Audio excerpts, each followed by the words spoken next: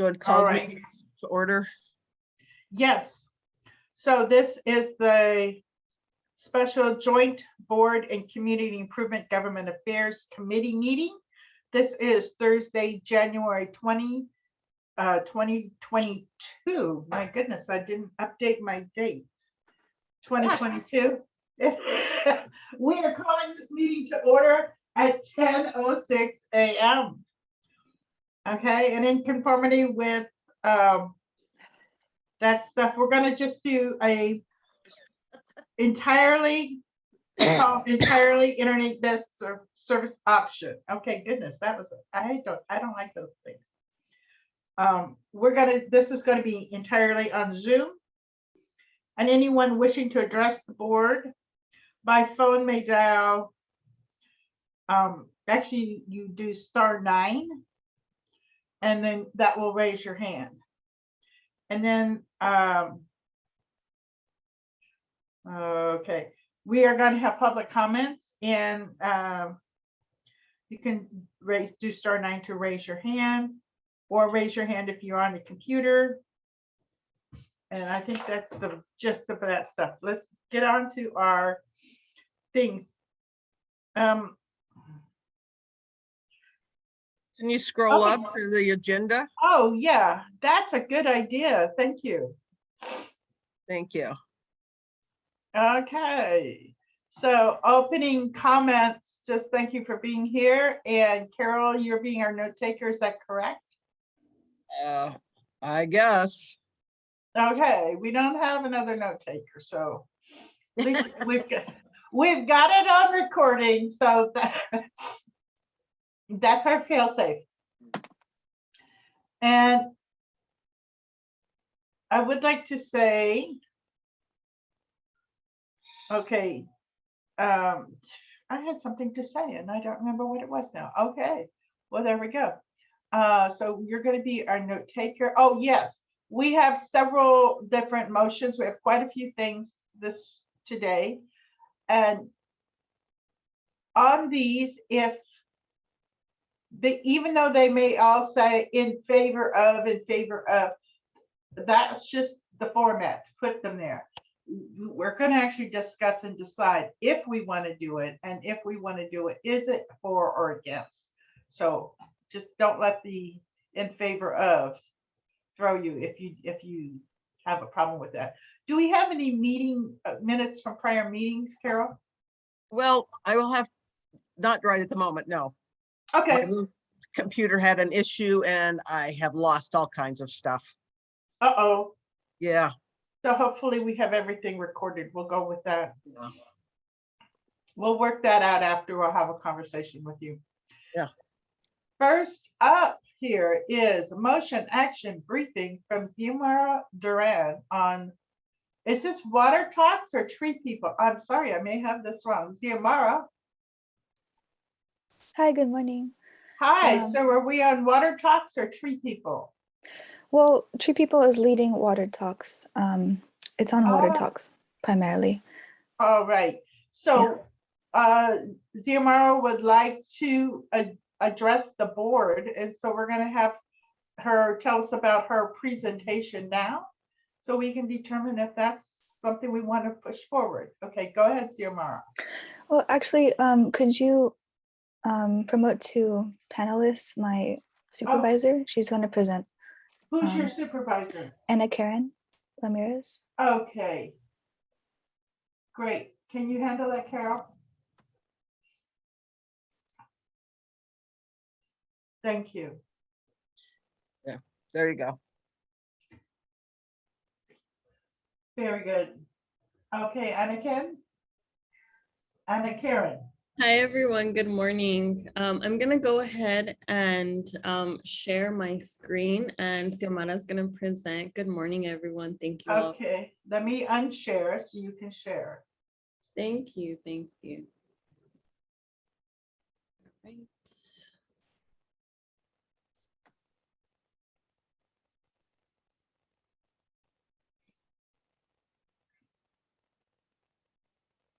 Are folks able to see my presentation? Yes, we can.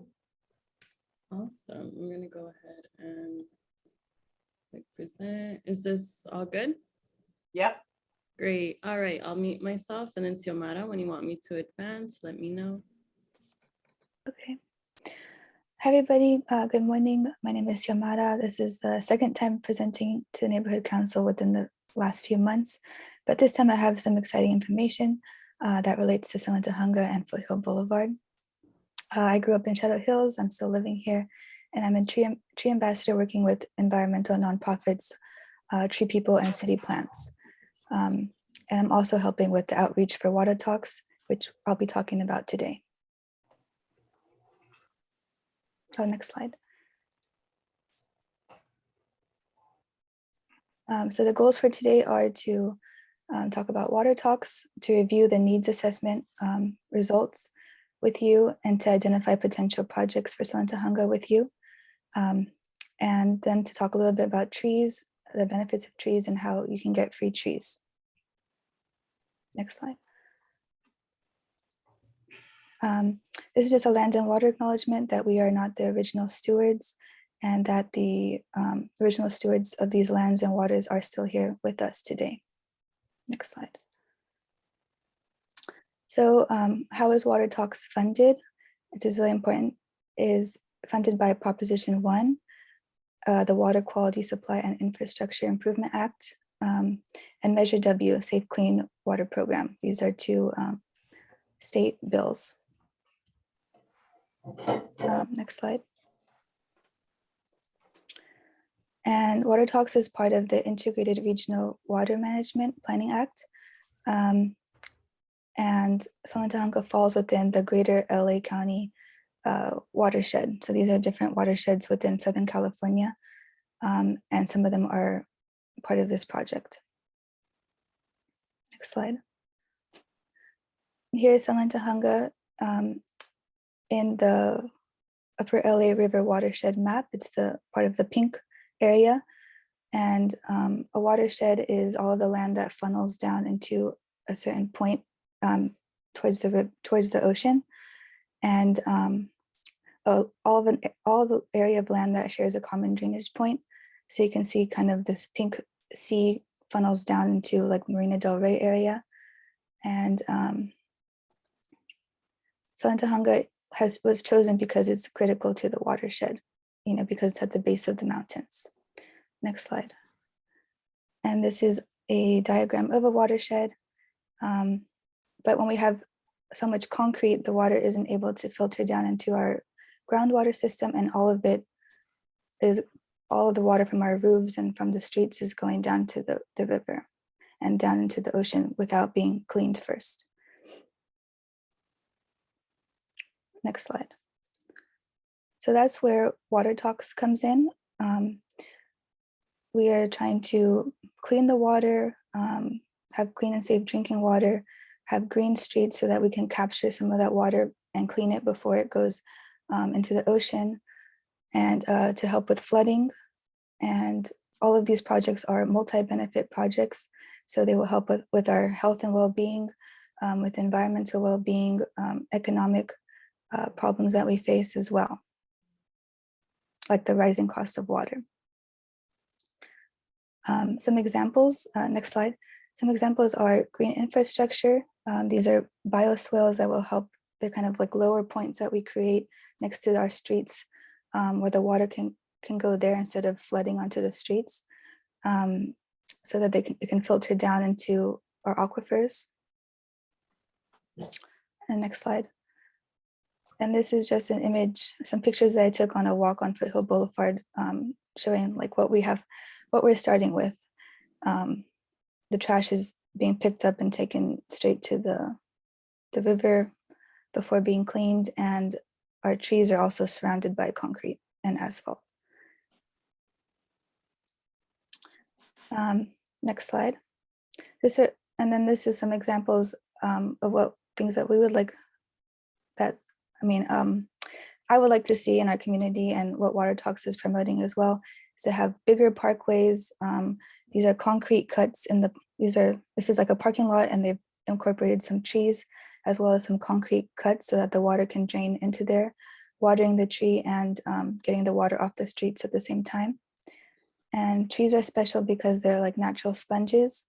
They're able to collect and filter rainwater, and they help with erosion, but they also help with the pollutants on the streets. Next slide. And these are some other ways to incorporate trees into our streets. And trees and green space would also help slow down traffic, which I know is also an issue on a Foothill Boulevard.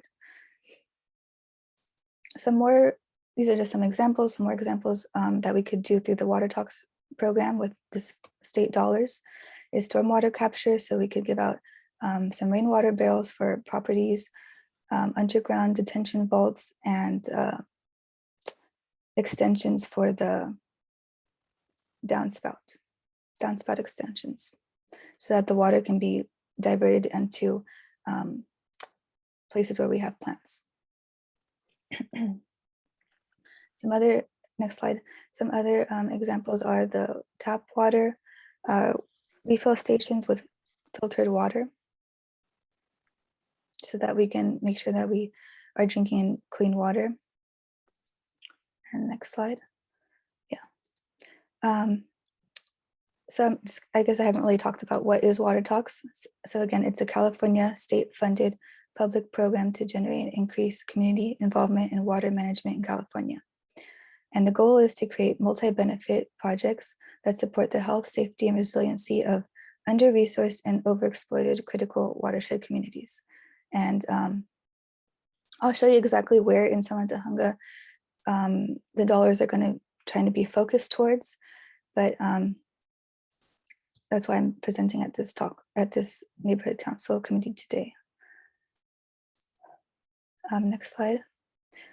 Part of Water Talks is collaboration, and Tree People is heading the coalition of 13 community-based organizations within the greater LA watershed.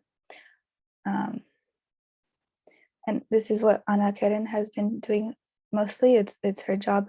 So Ana Karen, if you want to jump in at any point, yeah, you're welcome to. But she is like leading the educating these community groups, and also trying to get them to engage with their communities about water related issues, and getting their feedback on what kind of projects they would like to see. Next slide. Water Talks is a multi-phase project, and we are in the red, highlighted red. We are sharing the results of the needs assessment with you, which is phase 2 of the project. And next slide. These are some outreach highlights from the needs assessment. The needs assessment was, we collected, Ana Karen collected like 3,000 surveys about water and community needs. And it was in the middle of the pandemic, so multiple outreach methods were used. And next slide is about the survey results.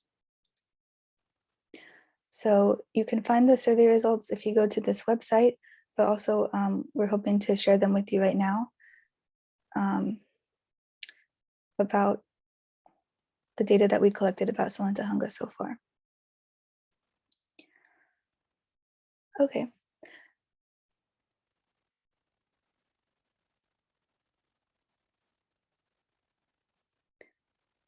So this isn't all of Salantahnga. This is, I guess, Tahunga. Maybe, I don't know, could you include the streets as well? I think, Ana Karen. It's a little bit easier to see with the street names.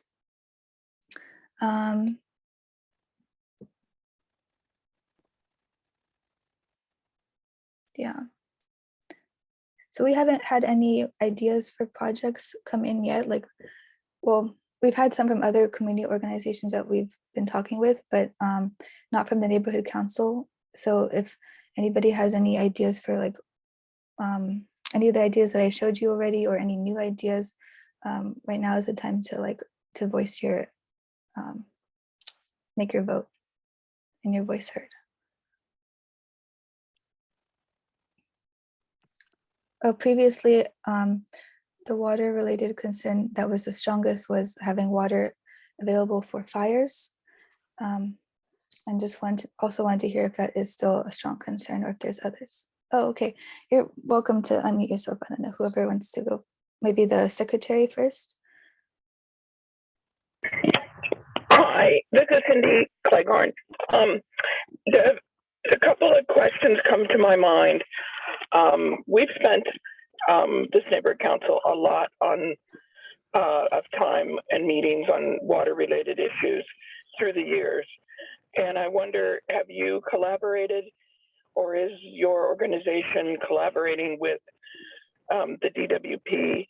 And also in the city, there are other committees, such as oversight committees. One in particular is Prop O. There's a whole entire presentation on an area here in our community that is ideal for this. There's also the DWP improvements that are happening in the Tahunga area. And there's also this newest project for the Oro Vista area. And I just wondered, in your work, are you collaborating with these, and you said you did surveys. I'm trying to gather what's the outcome or the purpose of, what you're trying to achieve as a result of the surveys. And then my last point is, I think that this is excellent and that this should, if you have the time and can, go to 2 or 3 of our different committees in the neighborhood council and then bring a presentation to the board. Thank you.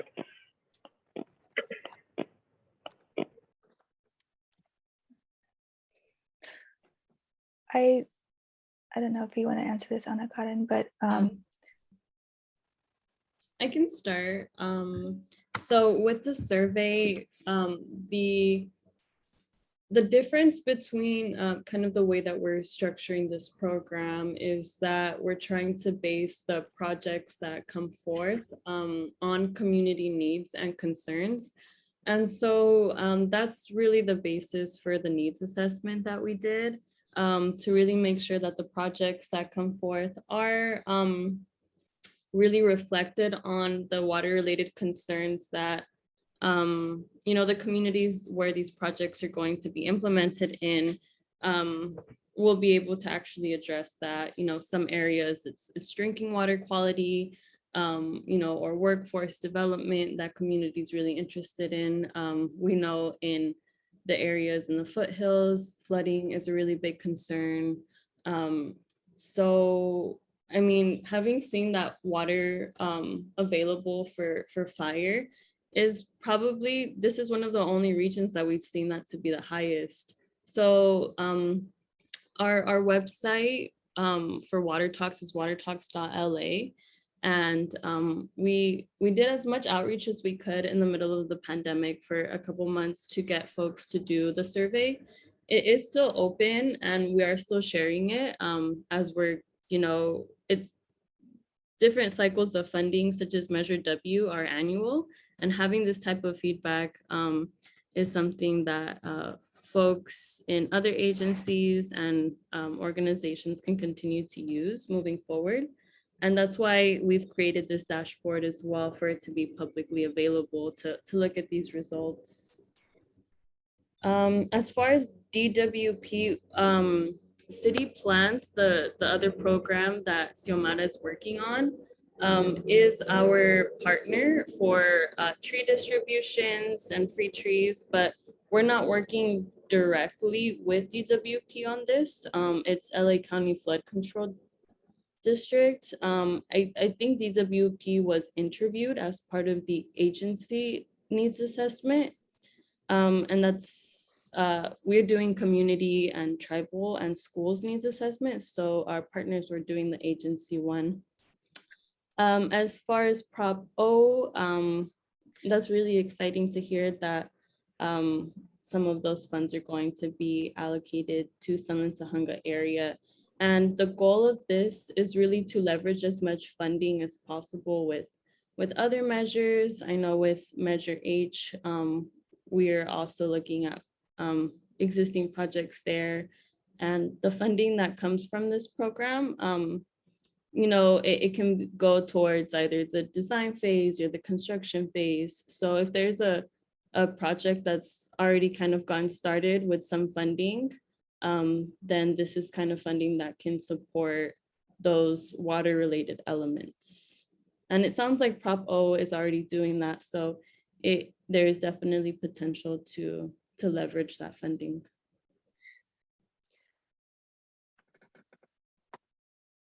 Well, Propo, but there's a whole entire plan and details, but because of how it is managed, it's stalled. So it's not an in-process project, unfortunately, and it needs to be.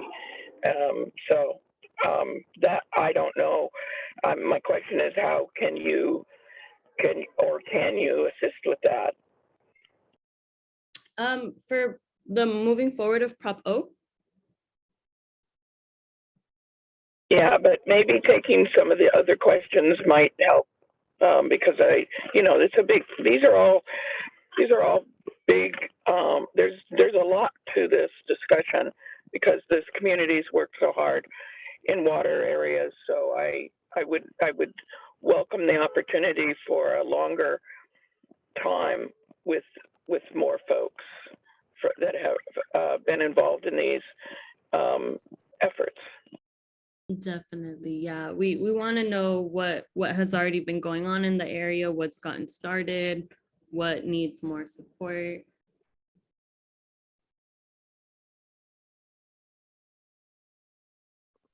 Okay. Should I move on to the next person? Yeah. Hand Lydia? raised.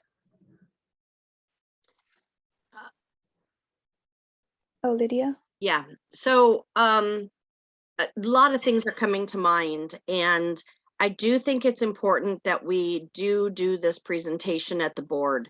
However, I want to make a couple of suggestions, and my fellow board members can decide, but this would be my suggestion. My suggestion is this is going to be a really big thing, and I think that our community could really put some fantastic stuff together. But the only way that's going to happen is if we really get the word out.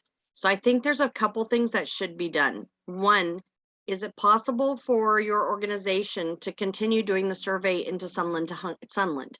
And the reason I say that is because this community gets very unhappy when only a part of the community is asked. There's a separation between Sunland to Tahunga, and we want to make sure that we're hearing from a variety of constituents for the whole area. That's first off.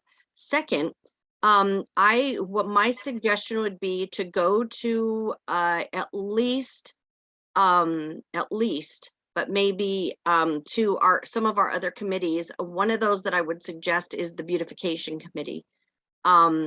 We don't really have another like environmental committee that this should go to, but the reason I think that this is really big is what I'm envisioning is drumming up more community interest in it, and then holding a town hall after you come to the board, after you explain.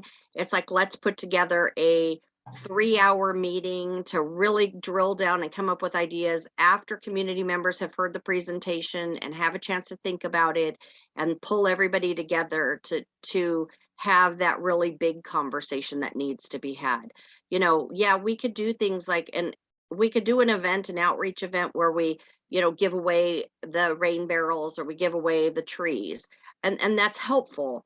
But I hear of other projects that are happening in other places where they are putting in cisterns and water capture systems so that they can water their park baseball fields and things like that. And I think that whether your organization covers things of that scale, I do think the conversation should be had, and then we can work with you and partner with you on the smaller projects that are within your purview. So I really think that this is very timely, actually, but I also think that instead of the amount of time you would invest in it being for a few people's input, we could actually get a very large amount of input and really be able to come up with some really good ideas. That's my opinion. That's great. Yeah.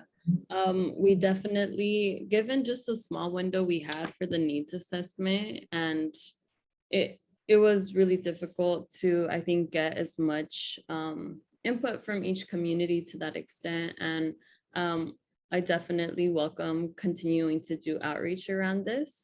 And, things like the cisterns underneath the fields that you mentioned, they do fall within this scope as well. And it's a stormwater capture project. It is a much larger scale, and it would take a lot to organize, but regardless, putting things together, there's support for that from these programs. And so Xiomara and I can follow up with just the materials to kind of share, and also to follow up with other committees to get more feedback around this. Definitely welcome. And we'll move forward with that. Mm-hmm. Lala, I see Marjorie Maxon has her hand raised. Okay, Marjorie. Hi, I'm just from the Beautification Committee. I happen to attend it. We're a pretty tiny community committee, and we're already tasked with maintaining the welcome garden and also doing the mural. So we're a pretty tiny committee, but I love this thing. I remember that the land use committee, when there was that whole thing about the golf course, and I think that's what Cindy was talking about, that Prop O project, where they were really seriously considering getting that land. I know this is a huge thing, but they were getting that land for watershed, because that is a place that's prone to flooding, the big sinkholes on Latuna Canyon and all that, although I just think it's for our committee, it might be above our pay grade, but I remember there was a lot of talk about it, or I think that's what Cindy was talking about, that Prop O project over there, buying that land for the old golf course land. See, I don't know how big a project we're talking about here. That's one thing. And then the other thing is the Ora Vista Wash project. It ends at Sunland School. I mean, that water still continues all the way down to the wash. Maybe extend that, but both these things, I don't know, they're kind of above our pay grade for our little tiny beautification committee. That's all, but I'm excited about it. Those were my only thoughts. I would like to respond to Marjorie. Marjorie, I'm not talking about the beautification committee taking on this project. I'm talking about the committees having this on their agenda so more of the community can hear about it. Right, and we get like 2 attendees. People don't. Yeah, I would think land use, maybe Land use is a great idea. Yeah, because they did a big thing with the people at the golf course. I remember they were trying to make that a big watershed project, and it didn't get financed way back in the day. Caro and all those people. Yeah, may I ask one question, and that is, can land be purchased with this funding? Oh, there you go. Yes. There you go. Yeah, and to give you just an example of types of projects that we're currently sketching, some of them include like green streets, complete streets, pocket parks. So land acquisition is a part of it. And yeah, it depends on the stakeholders, but it is a part of the program. Good. Well, I'm going to put that on my wish list, because I think Marjorie's right. And I think that property, if we could get it purchased and we could do water capture there, that's a huge piece of land, and it gets a lot of water there. Yeah, that sinkhole. Oh, I'm sorry. No, go ahead. There was a huge sinkhole on Latona. It seems to flood all the time. There's that famous sinkhole just off the 210 freeway. Mm-hmm. That doesn't, every time we get a significant rain, we have some like giant sinkhole off Latuna there near the 210. Mm-hmm. And they shut off Latuna Canyon. I think it's maybe slightly out of our area, but still, I mean, the golf course would be a good place to try and dump that water or some of it. Is this golf course an area that folks were also looking at to develop on? Yes, Okay, yeah, that sounds familiar then. yeah, But local folks want to keep that as that seasonal flooding space, right? right. Great.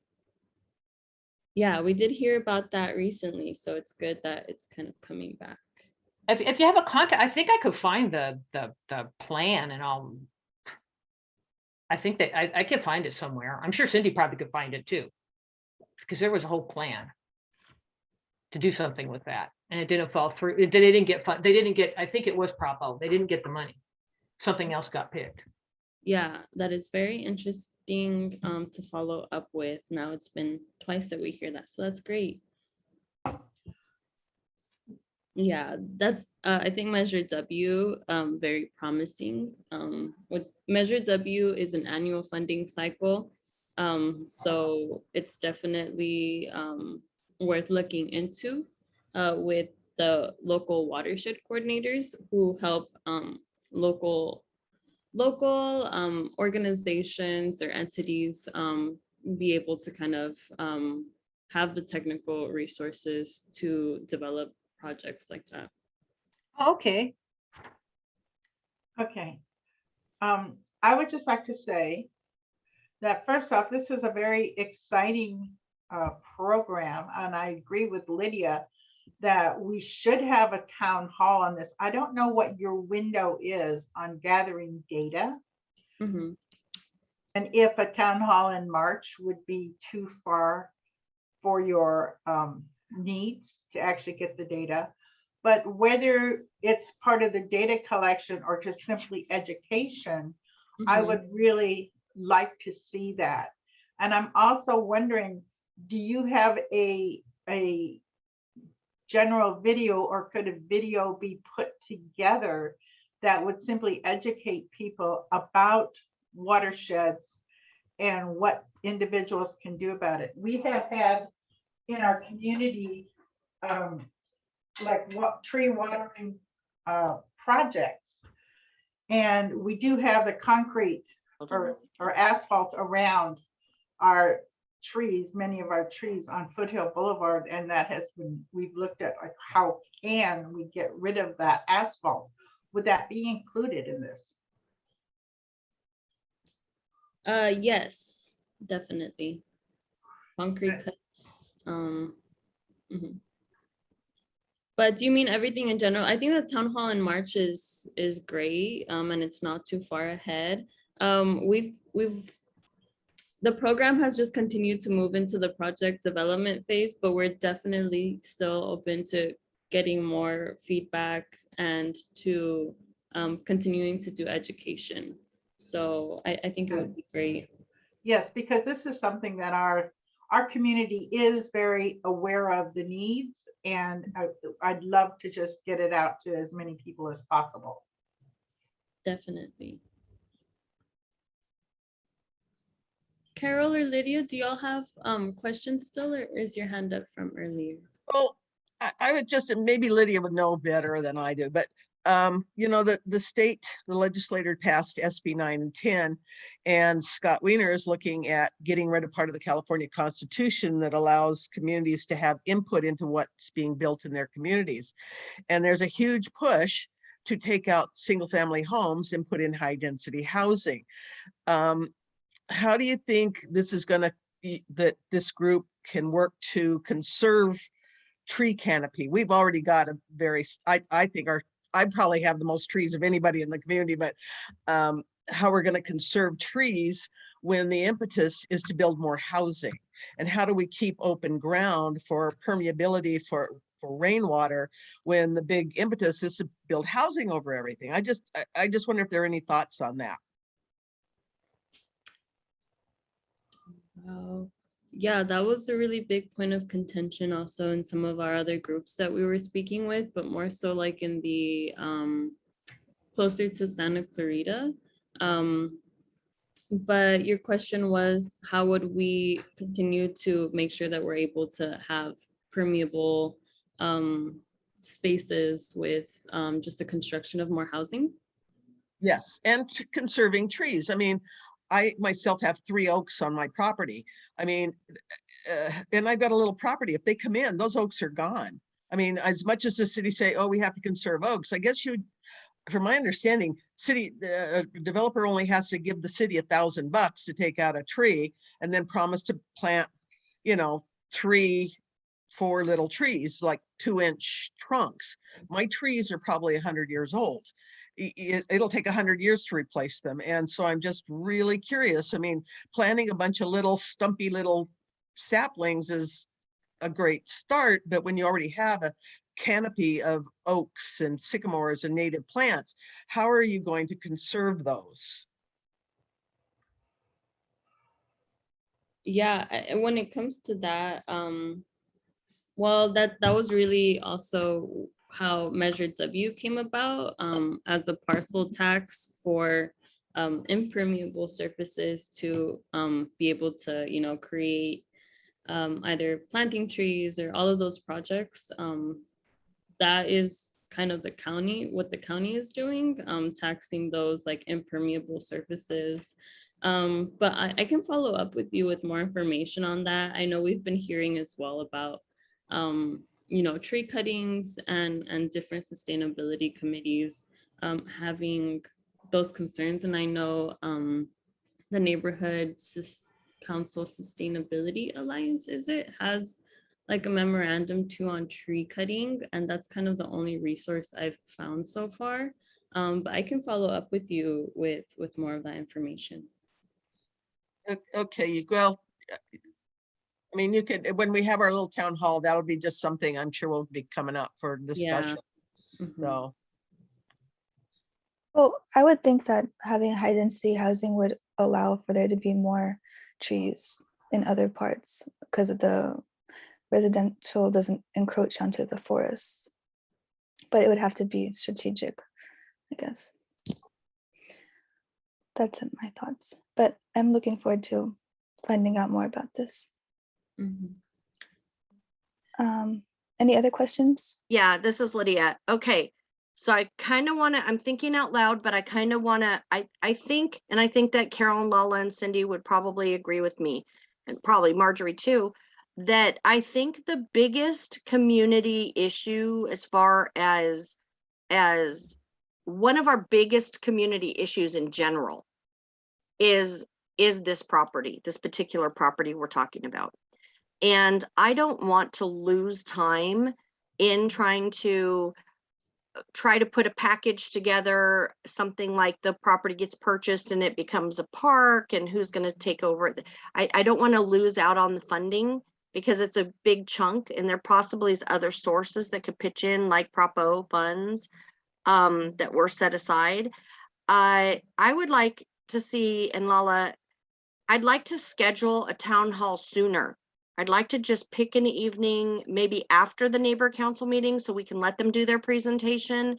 But I think maybe a couple weeks, or we can do 2 town halls in a month. I think that we should do a sooner town hall to bring the idea to the community so that we can start getting some traction on it right away. I know there's money being designated and I would hate to lose out because somebody else got their project in first.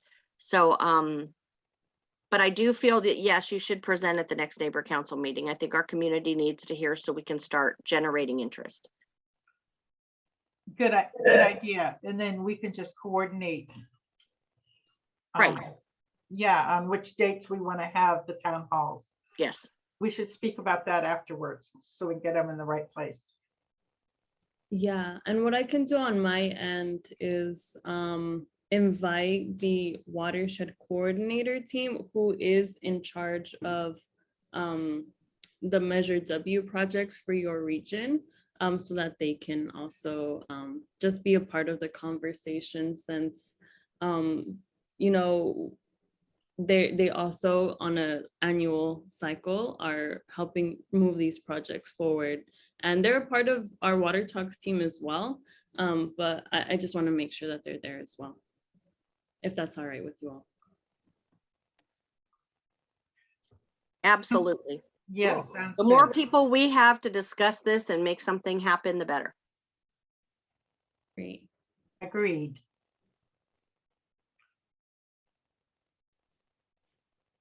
All right, so just move this over to the executive committee for, put it on the next board agenda. Yes. Yeah, we should take a quick vote on that. This is Lydia. I'll make the motion. And I this want to is- also, I just want to also say it's likely we'll have the Whiteman Airport issue, so we may have a really big turnout for the meeting, and that's why I think we should move this up, because I think that we can piggyback them. Good.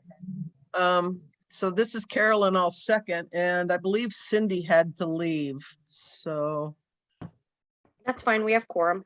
okay, motion to move, okay. Item 2, board, okay. Okay, are there any other public comments before the vote? Anything else from the committee before the vote? Okay, go ahead and take the vote. Okay, just a moment. Okay, Lala, Yes, Lydia, Yes. Carol, yes. And I don't see Cindy anymore, so, okay, so 3 yes passes. great. All righty. This All is right. exciting. Thank you so much for coming. Yes. Yes, we really appreciate it. We really appreciate it. And we will see you at the next board meeting. It's our pleasure. Okay. Thank you so much. Thank you. And thank you so much for coming. And our board meeting is the second Wednesday of the month. So, Okay, thank you. and Lala, will you follow them up with the email Sure, I will. so they can know what time we've put them on the agenda? Yes. Okay, thank you. Okay. So thank you very much for that. And we are going to move on here. We really appreciated that. The next item, I'm going to share my screen now.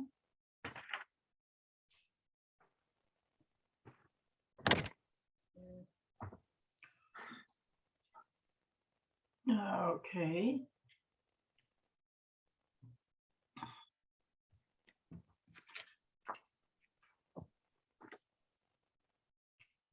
So the number 6, motion, discussion, possible action to submit CIS in favor of Council File 150103 S4.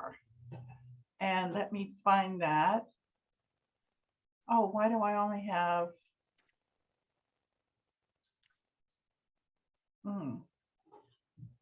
Let me check another share here. That didn't.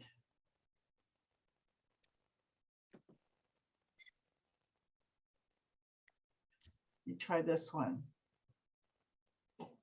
No?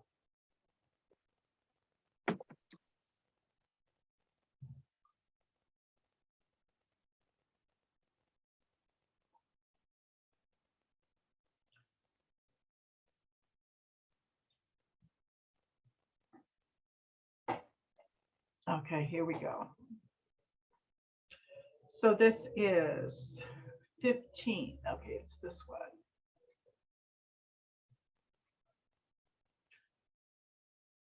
Okay. So we get down here to the meat of this.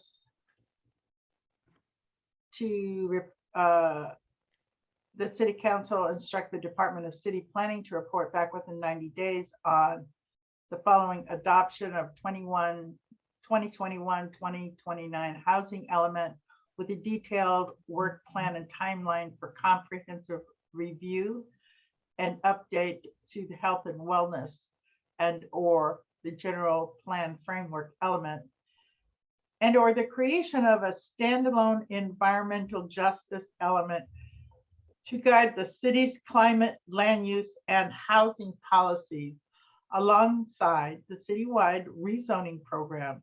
This work should include funding staff resources required to carry out the critical task. Additionally, the report should, and I don't know if I need to read all of these things,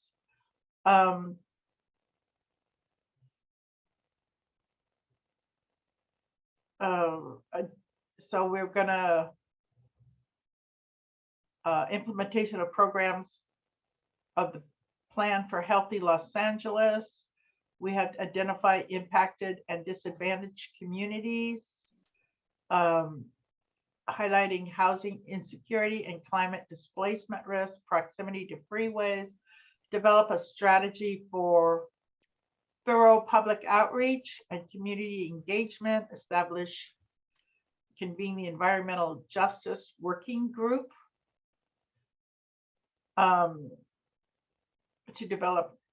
to co-develop targeted environmental justice priorities, policy recommendations, and solutions. This is Lydia. I'll go ahead and make a motion. Thank you very much. And as a chair, can I second? You shouldn't, but it's up to you. Okay, do I have a second? I guess I'll second it just for conversation. Okay. All right. So this is quite a large thing that is in conversation at the moment. Yeah, I'd like to, I'm trying to raise my hand to speak to it. Is that okay? Yes, go for Okay, it. so I understand exactly why Carol is not excited about this. And that is because, like Carol, honestly, we're kind of sick and tired of everything being pushed about underserved and, oh, the poor underserved communities, have environmental issues. Tell that to the people in Northridge who are breathing horribly contaminated air from the gas leaks. The issue with this, the way they've written this, is it's all about one pocket of people instead of a generality for safety and health for everybody in the city. And so, me too, I think it's a repulsive. However, I do think it's important that somebody is seeing if the places that they're putting housing, wherever that is safe. And so because of that, I would go ahead and approve it, especially because it talks about the income in, or not income, but it talks about the safety aspects. And the reason, and it said safety aspects, I know it was kind of at the bottom, but the reason that I would approve this is because if it means that while they try to shove all these additional houses into our community, that they're going to address the fact that it's a high fire danger area, then that's something we've never had before, and I would approve it. Understood. Carol? To me, it's just this vague thing. To me, it's like, oh yeah, environmental. What are they even talking about doing? I mean, really? Right. This to me is just it's just virtue signaling. Understood.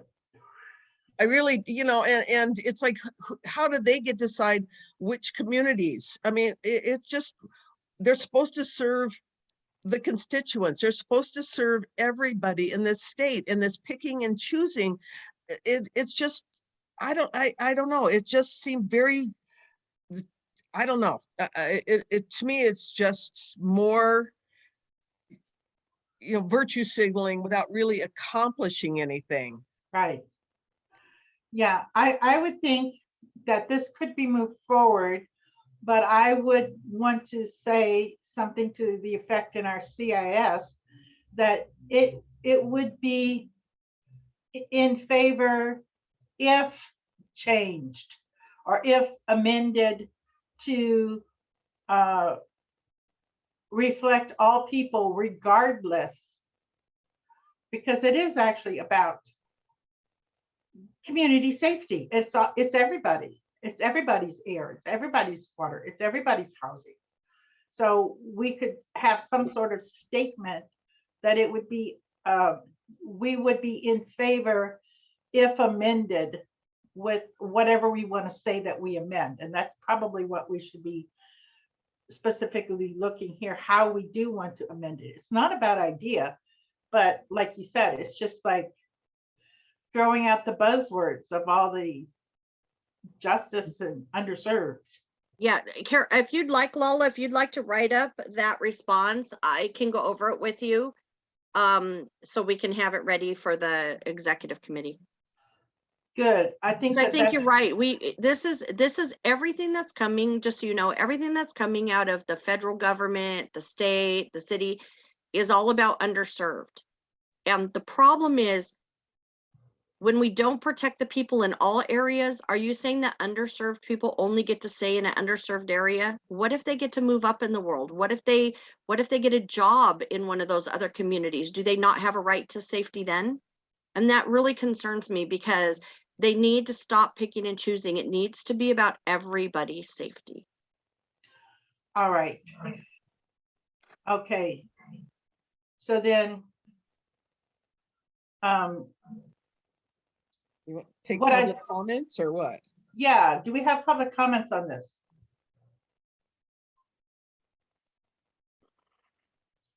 All right.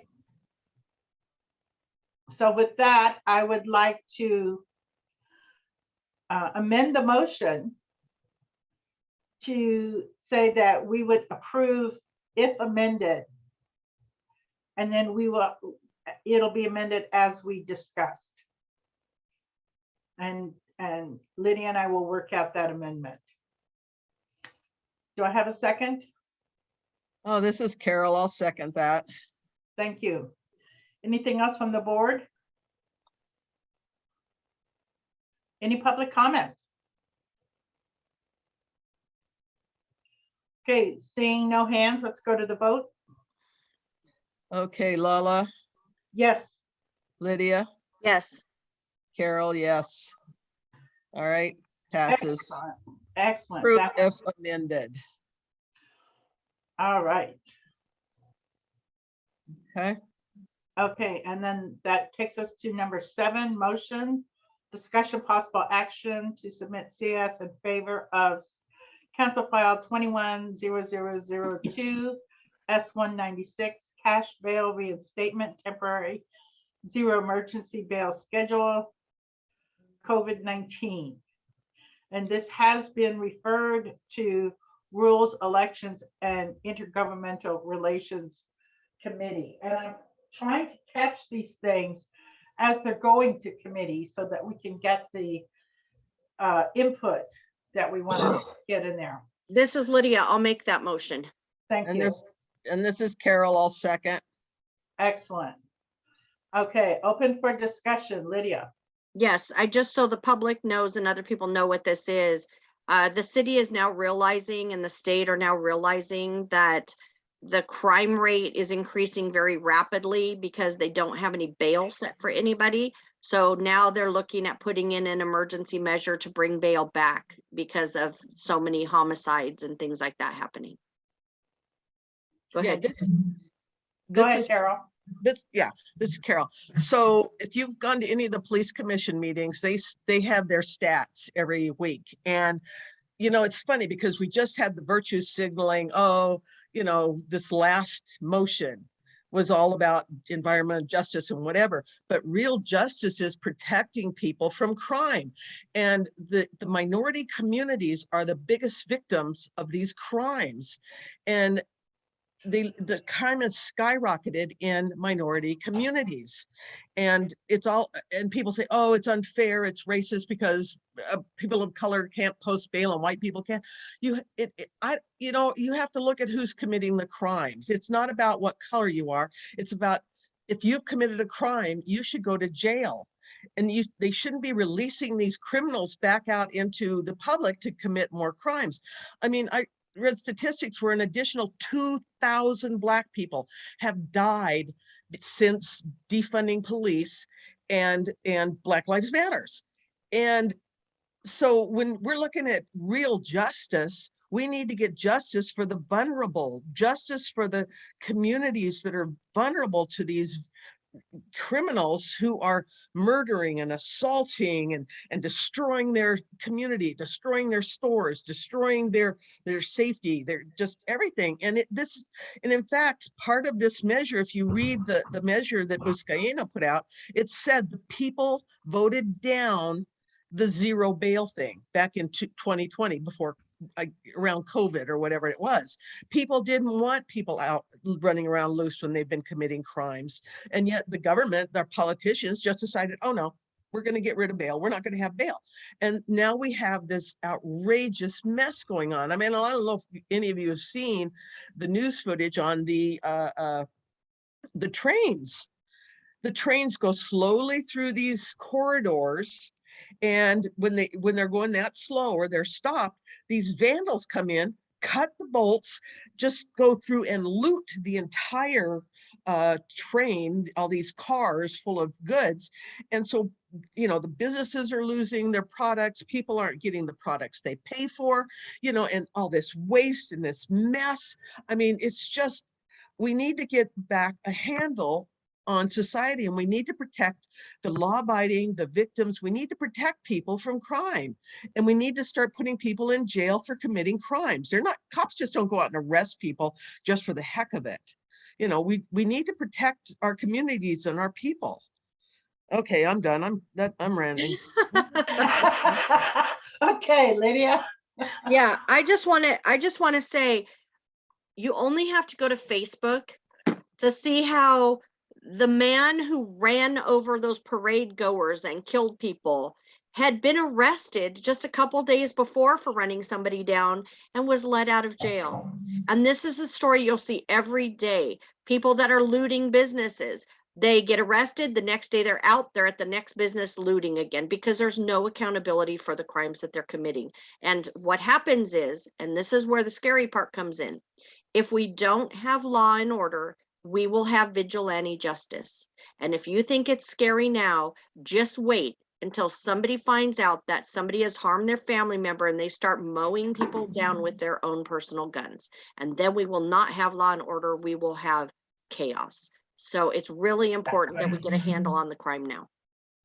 Yes, thank you. And I just wanted to say on this, really echoing the two of you, it's like, if there's people committing crimes, they need to take responsibility for their crimes. It doesn't matter what color they are, what neighborhood they live in, what their income is, they need to somehow be gotten to take responsibility for their crimes. Now, are there injustices? I'm sure there are. We're not a perfect society, but this is definitely a vital, immediately needed step in the right direction. And it needs to happen. Okay, are there anything else from the committee? Lydia, is your hand still up, or do you have something else to say? No, it just likes to stay up. I sit up there. You're free to talk anytime, actually. And it is when you do something like get rid of the bail, when people didn't want to get rid of the bail, the majority of the people didn't want it, we voted it down. So putting something like this in is simply creating a dangerous environment that then creates more fear, more upset, and allows other injustices to occur because the people are in a state of fear. And I think it's really important to put this back in as soon as possible. Okay, I'm going to move on to public comments. Do I have a public comment on this? Anybody have anything they want to say? All right. So then, Carol? All right. Lala? Yes. Lydia? Yes. Carol? Yes. Motion passes. Great. Okay. Going down to number 8 here. Motion, discussion, action to submit CS in favor of CF 21002 S197 East San Fernando Light Rail Transit Project, Los Angeles County Metropolitan Transportation Agency, Business Solutions Center, business interruptions, small businesses, referred to Rules and Election and Intergovernmental Relations Committee. Okay, do I have a motion on this? gets this Carol, I'll make the motion. Okay, I think Move this is the right one. Is there a second? This is Lydia. I was still reading it. I gotta Oh. tell you, I'll make the second just for conversation. Okay, Mhm. all right, Lydia, you had something you wanted to say. Well, yeah, and they're talking about putting in a light rail in San Fernando. It's supposed to give them more interconnectivity, but many of the people in these areas do not want this train. So I'm hesitant to approve something when there's a lot of negative feedback from the communities that it will be going through. Okay, Um, is this something we should even be addressing? This rail is not in our community. you know, I would answer yes. And the reason I would say yes is because there are things that affect us that do immediately affect our community. For example, the Whiteman Airport. It's not in Sunland, Tahunga, but it absolutely does affect us. So I don't know that, and I'm not, and to say this wouldn't affect us or people in our community would be wrong, because maybe people would go to CSUN and this is a source of transportation they would choose to take. However, I'm not excited about continuing to promote these rail lines with Metro and all those things when they are completely unsafe right now. People are being stabbed on these trains. They've decided to remove all police and put, what was the word, ambassadors on instead for public safety. And it concerns me to invest these, millions and millions of dollars into these projects when they're not doing the service to make sure that these are safe. So my recommendation would actually be, and so I will make a amendment, and it's completely up to you guys, that we should wait until one of the parties involved in this comes to the neighborhood councils for support for whatever their side might be, so we get more information. All right. And I will second that. So do I have any public comment on this? We're talking about, we're amending this. How exactly is the amendment, Lydia? The amendment is to, basically the amendment is to postpone this item until the neighborhood council's requested to take a position. Okay, Okay, all right, so Lydia made the motion and Lala second. yes. Any further discussion on this from the committee? All right, any public comment on this matter? No, this is Belinda. I totally agree with just postponing it until we take a look at where this rail is going to be going and what communities it's going to affect, besides all the other aspects that Lydia already brought out about how unsafe it is to ride on these rails. I think there could be other options available that would be safer and less costly. Good. Okay, any other public comment? All right, so we're voting on postponing this until requested, or until we get feedback from the communities that are directly involved. All Okay, right. Okay, Carol? all right, Lala, Yes. Carol, yes, Lydia. Yes. All right, there you go. Passes. Oh, okay. That brings us back to number 9 here. Motion, discussion, possible action to submit CIS in favor of Council File 21-1462 2028 Summer Olympics venues, recreations, parks, facilities, ballot measure, Parks Condition Assessment Report, Executive Directive 31, Achieving Park Equity Funding, referred to Parks, Arts, Parks, Health, Education, and Neighborhoods Committee. Let me just pull that one up. That's this one. Okay. So they're moving here. The Department of Recreation and Parks, with the assistance of the city administration officer and other departments, as needed, be directed to hire a consultant to assist in the development of ballot measure to provide funding for the purpose of identifying in the Parks Condition Assessment Report and Executive Directive 31, Achieving Park Equity.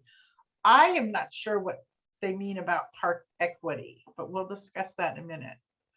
Do I So have a this is motion? Lydia. I'll go ahead and make the motion, and I do understand park equity. Park Okay. equity means that so say for example, Sunland Tahunga, we have a lot of open space, but we don't have really a lot of park space for the amount of people we have.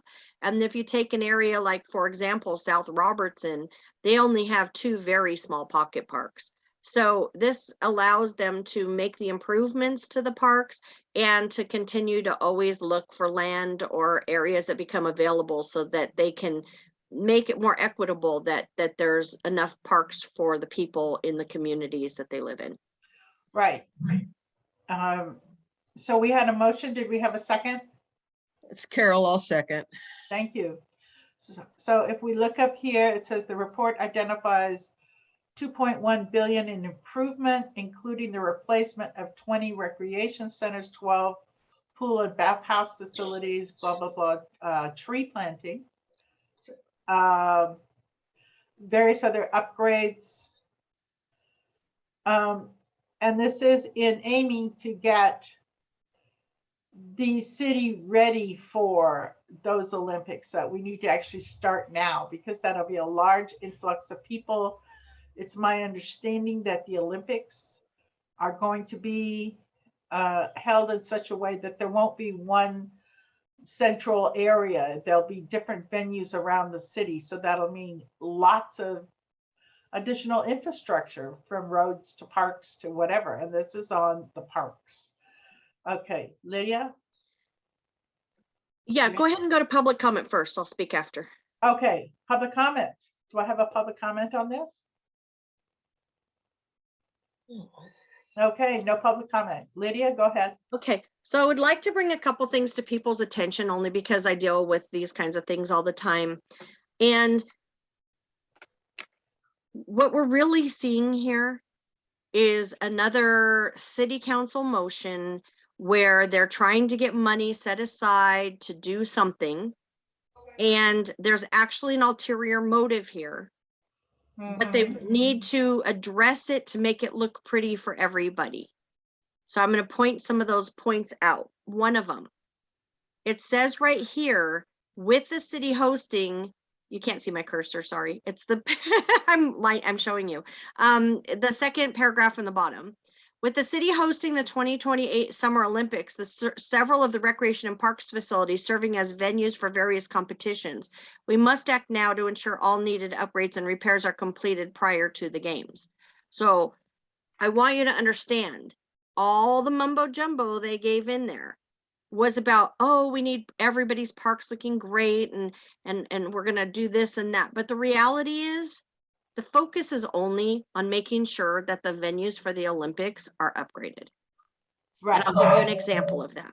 One of those areas is the Equestrian Center over by Griffith Park. That's one of the locations they do hold Olympic events. So they want to make sure that they can fix up that facility for the Olympics. So when you look at the big picture of this, they really only care about the Olympics. But to sell it to everybody, they need to make it sound like they're going to be doing upgrades all over the place. So I just really want to bring that to people's attention.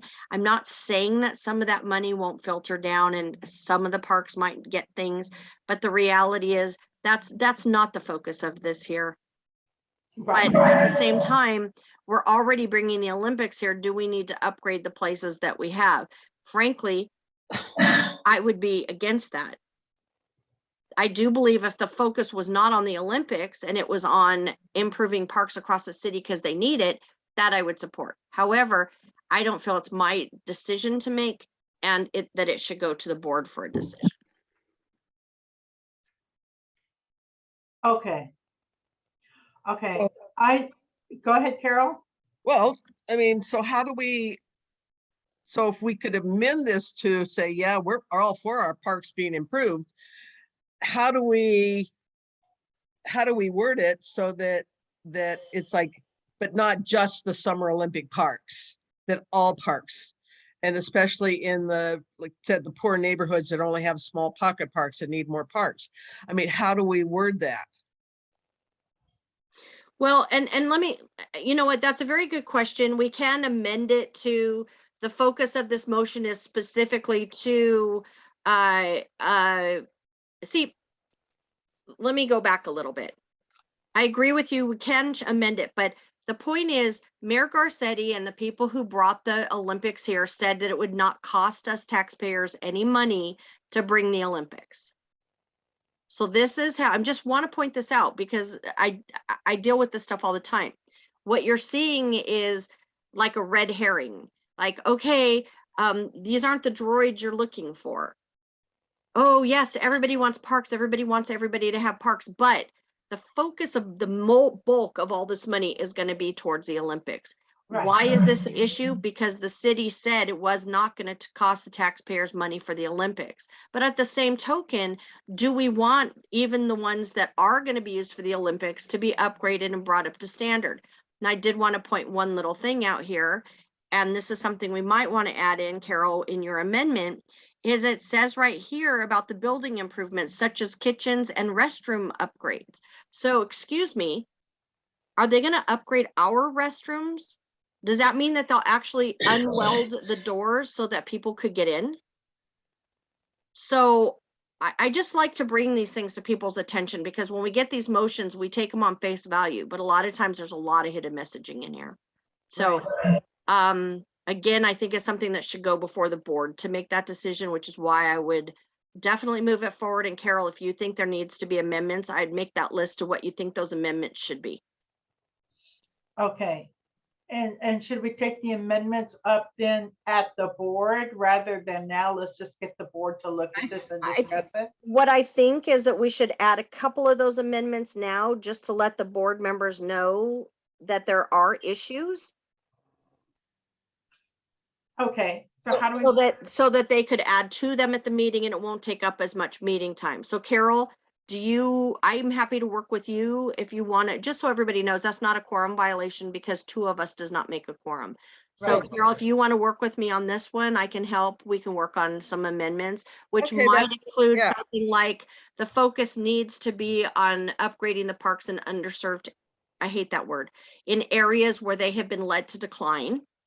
And that if the city is going to focus money on restroom upgrades, they need to figure out a way to actually open the restrooms that are currently welded shut. Yeah, I mean, and Aren't allowed to basically, use. yeah, basically the whole sentence, the whole paragraph there with the city hosting, we must act now. So to me, that they already have said those Olympics aren't going to cost us any money. So let the city worry about those venues. We'll worry, they should spend their money on all the parks of the underserved or the parks that have been allowed to deteriorate over the last couple of years. So that's where the money should be spent. Frankly, if they want to upgrade the facilities where they're holding events, they should be working with sponsorships to do that. Right. I think, I'm sorry, I couldn't raise my hand. No, but Belinda, go ahead. I'm looking at the 3rd paragraph on this, and this is a big red flag because it tells you, what they plan on doing, but they go, unfortunately, the guaranteed revenue mandated for the city charter is no longer enough to sustain the operations of the department and fund critical infrastructure improvements and the LA for Kids program that will expire in 2026. So they're really funneling all of this down to, let's build it up for the Olympics. Right. And that's horrible. That should, this should be shelved and amended, very definitely. Okay, well, we'll work on an amendment and we'll leave it up to the board whether they actually want to approve it or not. There's nothing stopping us from actually making a motion that we don't approve it and why. And if you, I mean, I'm willing to amend the motion to say that the Summerlin Tonga Neighborhood Council does not approve this motion for the following reasons. Okay. Okay, and I second that. Okay, Okay, Excellent. so move to an amendment that not approve based on, okay. Okay, so on the, anything else on the amended? it would Motion. basically list some of those things that we brought up. The fact that this is being done under the guise of making our parks better, where really it's all about the Olympics, and the city had stated that the Olympics would not cost the taxpayers money, and so this is an actual complete reversal on that, like something to that effect. Okay. So Lydia made that motion and, And I seconded. okay. Okay, do I have any public comment on this? Actually, Lala, I would like if like Marjorie and Belinda, even Zymora would give us input, because I think it's important. I want to know if they, or Eric is here too, what they feel about this, and did they actually just learn something about how these motions are done?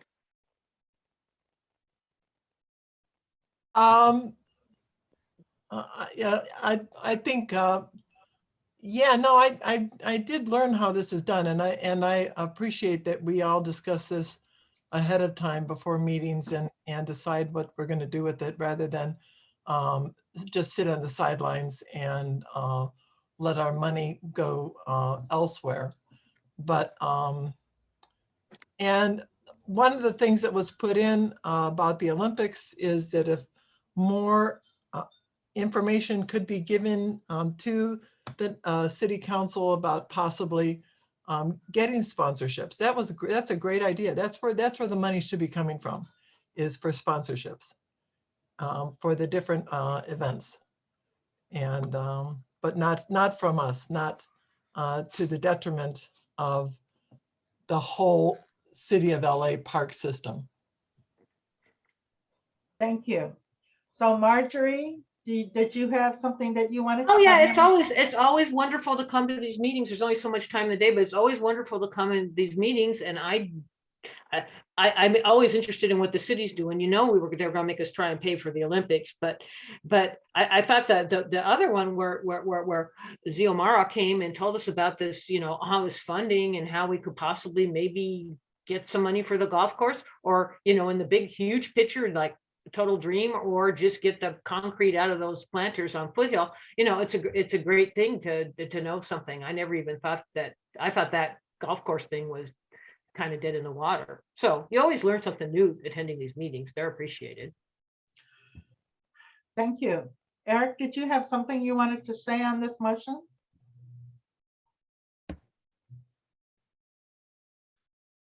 No, I don't. Thank you.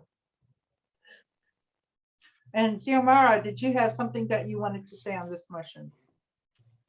No, I'm just listening, really. I think I agree with you that, yeah, I agree with what has been said so far. I'm still learning about the neighborhood council process and motions and things. All right, thank you. Marjorie's hand's back up, Lala. Oh, did I lower it? Because I didn't lower it. Oh, okay. Okay. Yeah. Okay, anything else from the committee? Okay, well, so this is the motion to amend that we are doing something we are not approving, and Lydia and Carol will write up the CIS on how and why we're not approving. Yes, Lala, could you please send me these motions that you have up today so that I can help you guys write them? Yeah. I'll have them in front of me. Yes, you should have an email on your screen now that has all of these in it. Thank you. All right. Okay. So this is to amend. This is to amend the motion. Carol, go ahead and vote on the amendment. Okay, Lala, Yes. Lydia, Yes. And Carol is yes. There you go. Motion passes. Okay. So now, I don't think we need to do another motion to move it to the board, do we? No, we don't need to make a motion to the board, but we're actually do need to make the motion to take a position. Need a Okay. motion to oppose the item. All right. So do I have a motion to oppose? I'll make that motion. I'll second it. Okay, great. Anything else we need to discuss on this? Anything else from the attendees? Public comment? Okay, Carol? All right. Lala, Yes. okay, Lydia Yes. and Carol, yes. There you go. Excellent. Okay, let's see what we have next. Oh, motion, discussion, possible action. Formalize the process for censure or correction of committee members accused of violation of the code of conduct. And to just let you know what this is with the new changes in what's being proposed. I don't have the actual data here to show you, but as you know, with the new code of conduct rules that are going in, any of us could be suspended for up to 90 days and possibly removed from the board for an allegation of a violation of code of conduct. Which, as you know, we get allegations all the time, like every month. Every meeting, somebody's being allegated something. So we want to have some sort of process. First, we don't want to have that part of the code of conduct, but specifically formalize some sort of process. What would we suggest rather than immediate suspension, warning system or whatever? So we may not be able to come up with a complete thing here, but I would like it to be opened for discussion so we can figure out what exactly we want to do in this situation. This is Lydia. I'd like to make a motion to postpone this item, and let me explain why. Currently, the way we handle a situation with our committees is if somebody on the committee, we don't have, now they'll be signing the code of conduct, but basically had somebody on a committee been out of control, the committee chair would just speak with them. And if the person continues, then they would come to the president or vice president of committees and they would speak to them. And they can be removed by the board. It doesn't, usually the person would resign first, so it's not a public issue. The problem is there's been problems on some of the committees with the way that people are treating each other. And our main thing is about protecting each other and making sure that the community, when they come to a meeting, can come to a meeting that is respectful and everyone is treated fairly. However, I would ask to postpone this because this item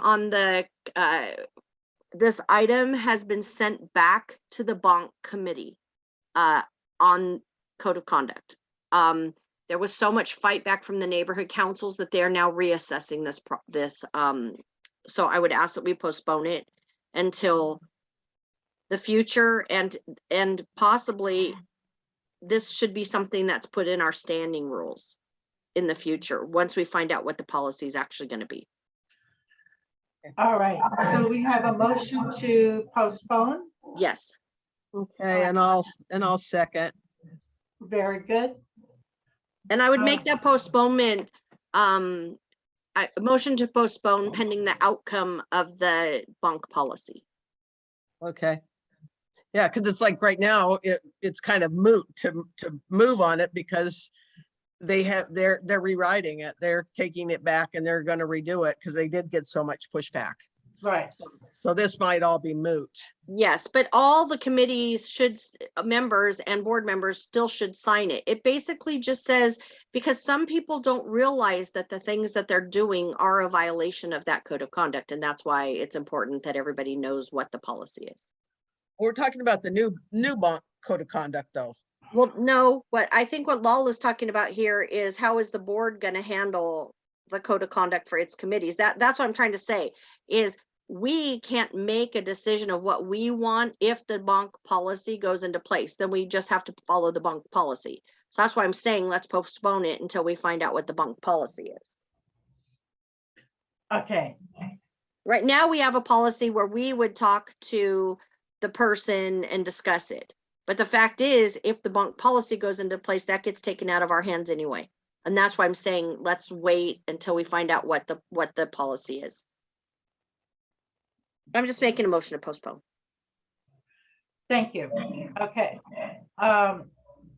So we have the motion to postpone. We have a second, and I see Marjorie has her hand up.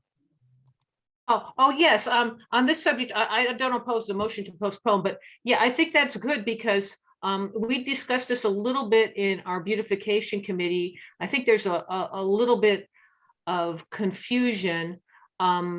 Yeah, like when that's actually the reason I came to this meeting, because I thought if we were going to have a censure procedure for, you know, I thought that's the way the committees worked, was that you know, if you were out of line, the chair got after you, or maybe if it was really bad, the board, I thought we could be let go. I mean, if we really were a problem, the board just said, well, you're off the committee. So I was visualizing some sort of formal censor process and something before the board, and I thought that was a bit much for a committee member. I just think it's better handled privately and try and just make people try and correct their behavior as opposed to like humiliating them and, you know, having something public. So that's good. Also, I was wondering if we could get Dunn's guidance on the Brown Act, because I was a little confused about that, especially when it boils down to committees. Just the things that we mentioned in the training.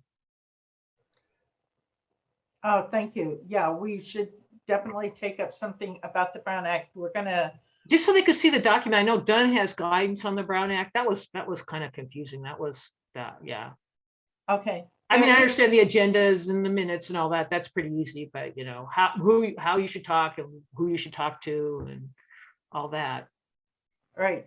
But yeah, There that's the only is, thing. we don't normally like comment on the public comment. However, there is a short training video available, excuse me, on the internet. I'll find it. Lydia probably knows where it is, which is like the Brown Act made simple or something like that. That we should probably get that link out to all our committee members, because there hasn't really been a requirement by us, the board, to actually say, okay, committee members, you need to follow this too. Now we're saying that because we want to keep everyone safe, because we see the danger that's inherent in this, from what we've learned from our recent history. So we're saying, okay, yeah, we actually do need to address this. And Lydia, I don't know if you know where that is. I've seen it on the internet before. We should find that and send it to. I guess I could send Lydia the link that I found. I just don't want to I don't, not that really good on Dunn's website. So I don't want just to say, oh, this is the policy. The other thing I was going to ask for was the most recent draft of this Dunn proposed conduct of civility and the city's workplace equity policy. But if it's gone back to Dunn, then I guess we don't need to worry about that right now. Right. Okay. So right. Anything else from the panelists or from the committee?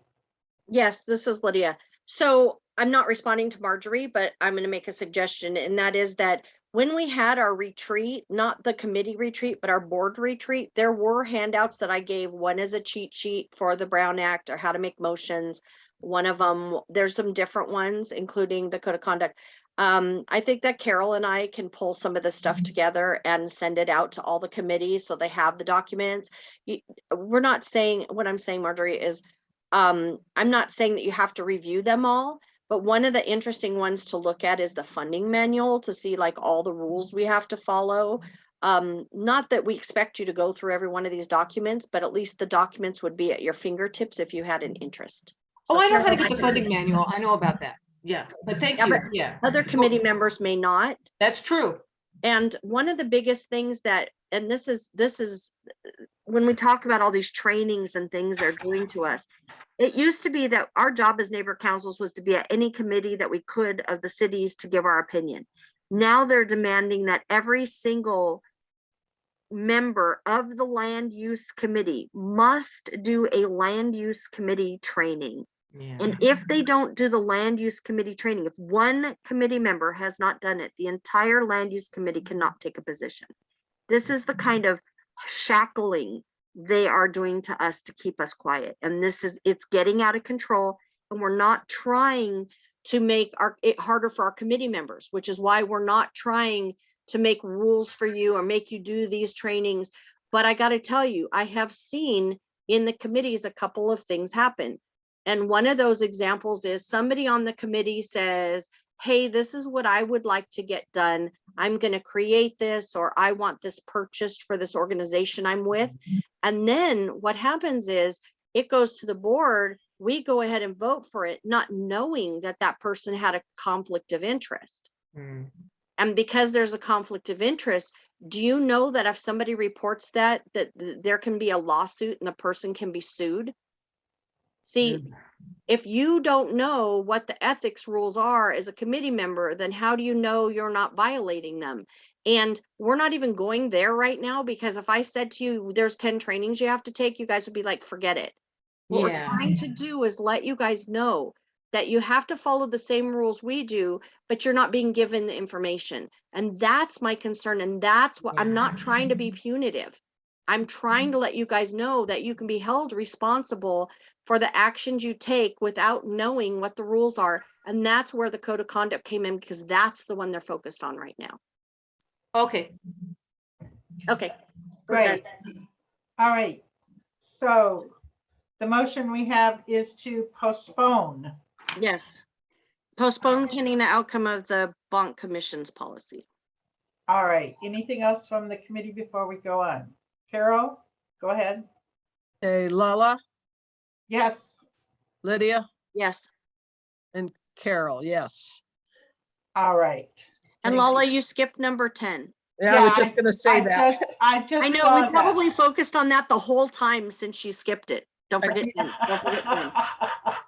Okay.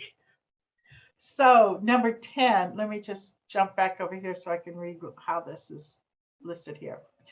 Motion, discussion, possible action to submit CIS in favor of 220002 S5 AB 1603 Solace property value grant theft threshold. Yes, I'll make this motion. And I will second. All right. I can, Lala, if I can speak, I can explain this really quickly. Go for it. Right now, you can go into a store and steal $950 worth of stuff and you can't get in trouble for it.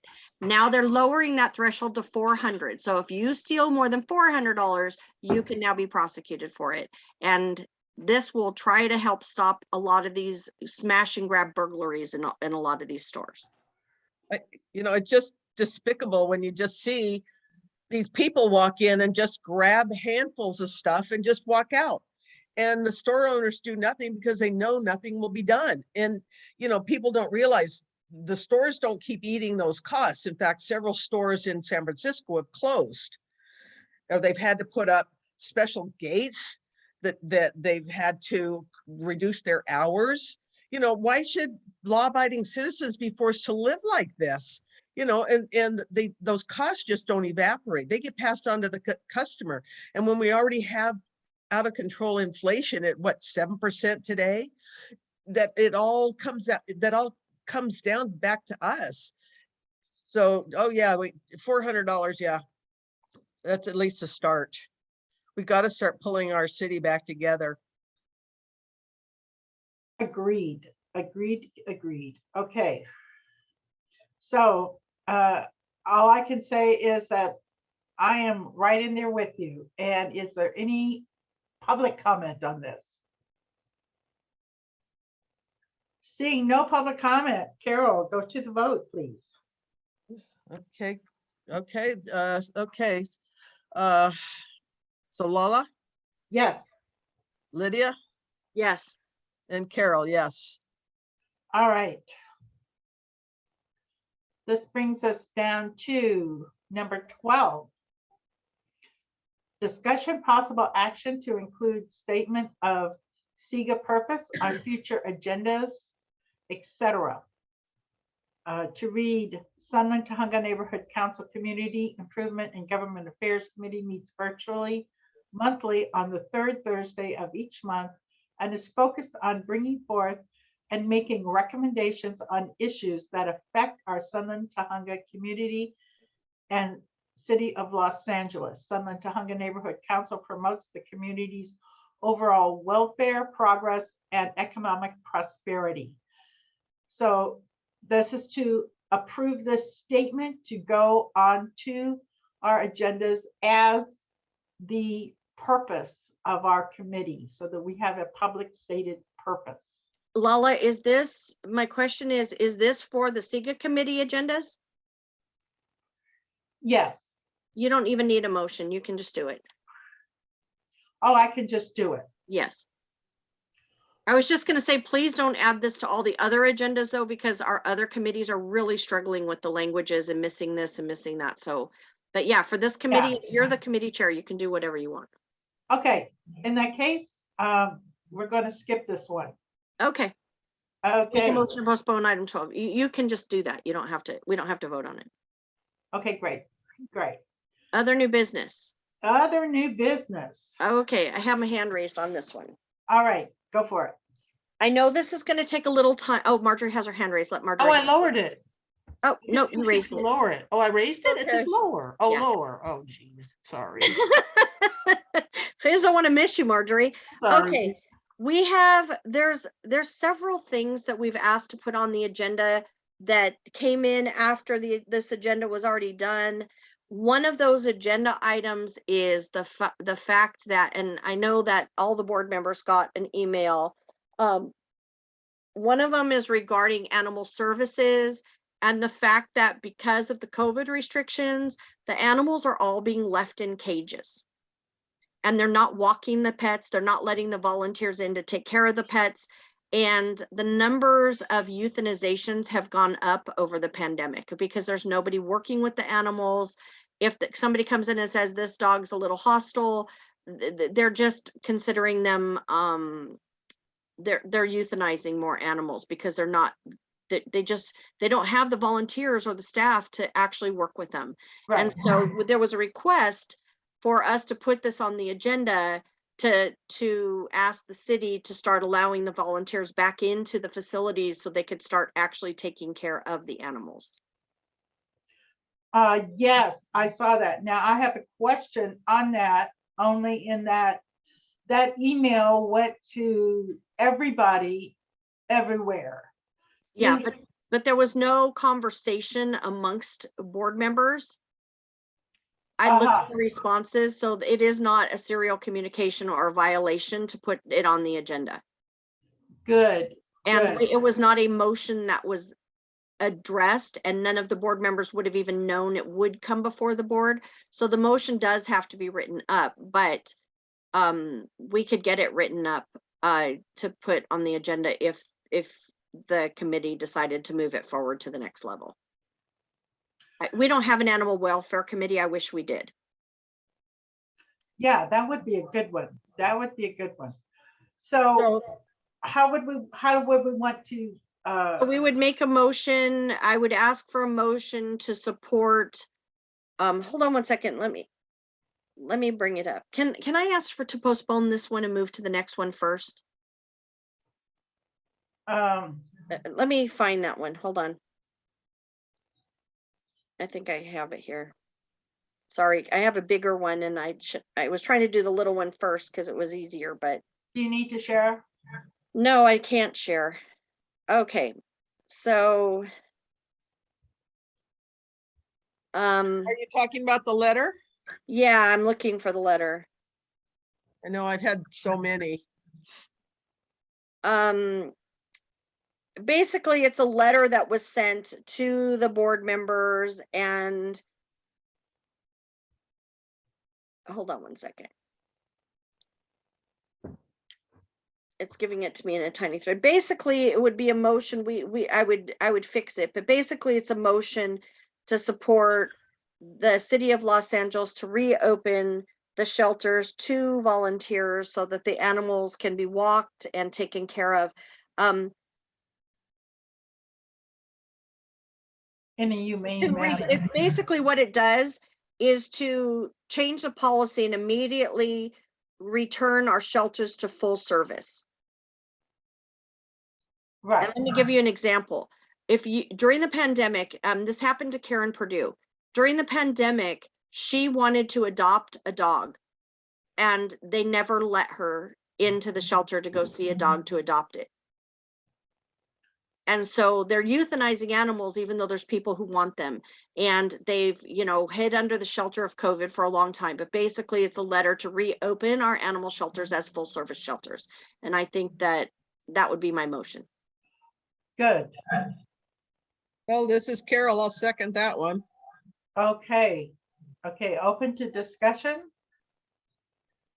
I immediately say yes, that we should get our shelters open. We should treat these animals humanely. They're not spreading COVID or anything else. They're just being animals and they're in our care. And we should be responsible for them and help them. And especially if there are people who want animals, it should be just full service because there's nothing stopping it, really. It's just, another made up thing to keep people from living their lives fully. That's my opinion. All right. Any other comments from the committee? Well, I know, well, this is Carol. I remember when COVID first was, going around and people were actually panicking and having their pets put to sleep because they were afraid the pets were somehow going to catch COVID. I don't, anyway. And the vets were coming out saying, no, animals are not susceptible to COVID.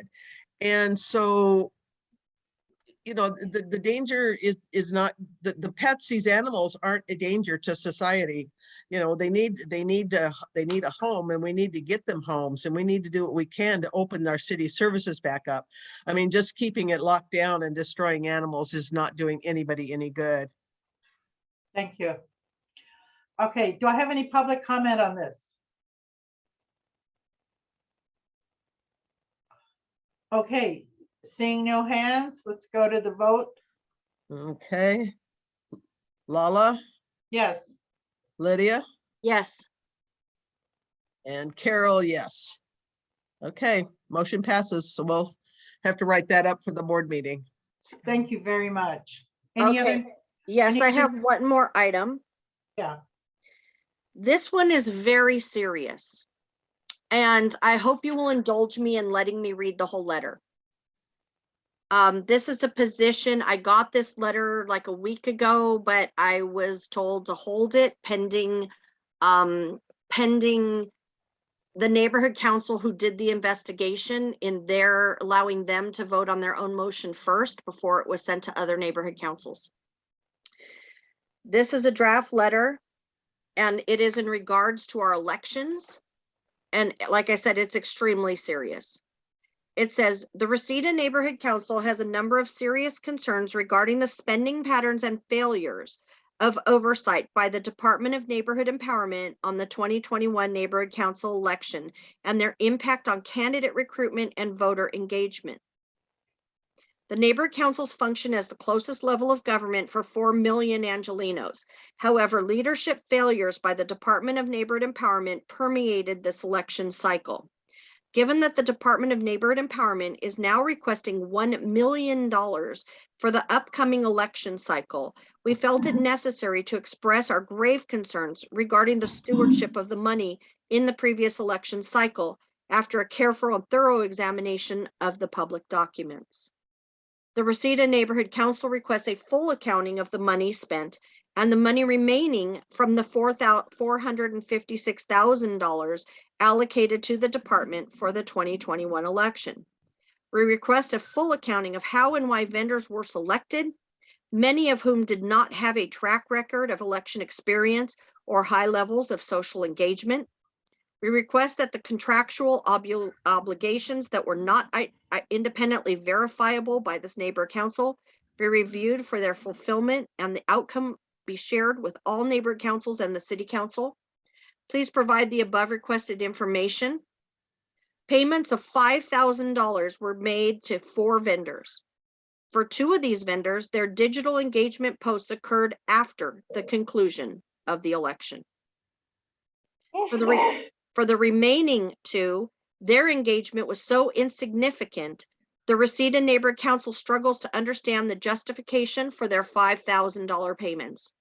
Our first concern comes from the $5,000 awarded to the Dangerman Education Foundation, quote, for 2021 election outreach. It is notable that this payment is specifically for services rendered after all the neighborhood council elections had concluded, from July 1st, 2021 to September 5th, 2021, as listed in the detailed view on the controller's website. The final neighborhood council election was on June 15th, 2021. Every Twitter post by self-styled superhero Dangerman occurred after the elections had already been finalized. Each Instagram post also followed this pattern. The YouTube video with 34 views followed this pattern. We question why someone whose social media feed lacks regular organic engagement and whose primary audience appears to be school children who are too young to participate in neighbor council elections would be selected as an election outreach advocate. Additionally, we are also curious why none of the ads contained the federally required disclosure of payment for sponsored posts. Lastly, given that the graphics were professionally produced to promote engagement in neighbor councils, we question why a photo of a rumpled flyer was deemed to be acceptable paid content and who at the Department of Neighborhood Empowerment was responsible for both approval of this content and this contract. Similarly, the Los Angeles County African American Employees Association was paid $5,000, presumably to promote neighbor council elections, but the sole post on the July 19, 2021 on their Twitter and Facebook accounts occurred after all the elections had closed. This check is earmarked on the city controller site as being specifically for the 2021 election digital media campaign. How can a digital media campaign consist of 1 Twitter post and a Facebook post only after the conclusion of the elections?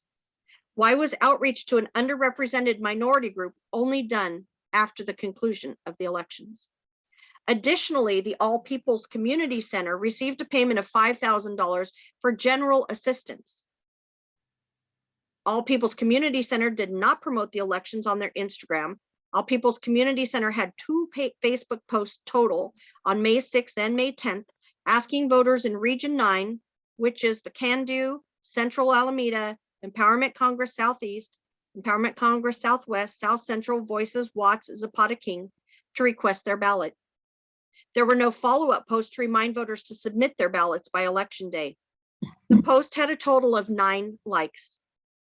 Votes were down 77% in Region 9 from the 2019 election.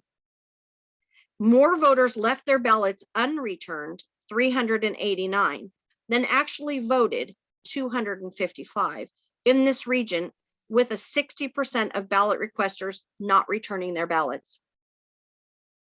Koreatown Youth and Community Center also received a $5,000 payment for, quote, in-person and virtual outreach.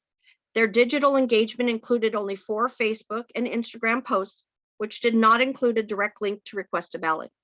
Their Twitter account was not used to promote the elections. Engagement was low on all posts with few likes and was lower than their average engagement. We would like to know the scope of the agreement between all of the above organizations and the Department of Neighborhood Empowerment, as contracts are not publicly available for amounts of $5,000 and under. The Reseda Neighbor Council questions the lack of dynamic and timely digital media engagement by these organizations. Now get this. We next review a series of much larger payments and their accompanying public contracts. The Reseda Neighbor Council uncovered a pattern of unfulfilled contracts, erroneous information, and shockingly, payment for a council election not even scheduled to occur in 2021. Our first concern is regarding the $53,200 contract with Veritas, a survey and public policy polling firm. Despite this contract being approved on March 15th, 2021 by BONK, the contract was not executed until after the elections on June 16th, 2021. Veritas has identified in the 2021 election justification report as a possible vendor for general and micro targeting voter engagement with a total budget of $165,000 allocated for these purposes.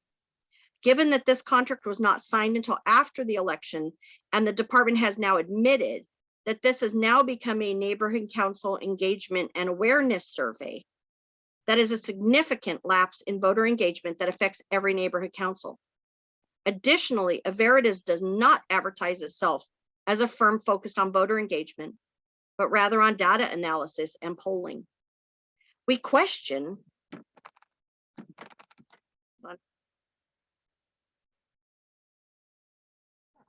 It's just getting good.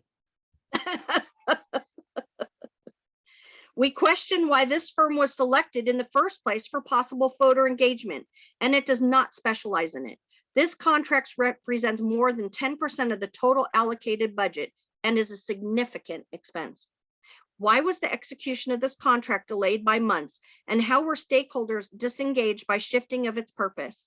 Veritas promised to reach 1.2 million Angelenos to provide key information to residents about current and future NC elections, such as candidate filing, ballot requests, and voting deadlines and requirements, and to provide information to residents about opportunities and methods for candidates and/or voters to register to participate, including online and other available resources.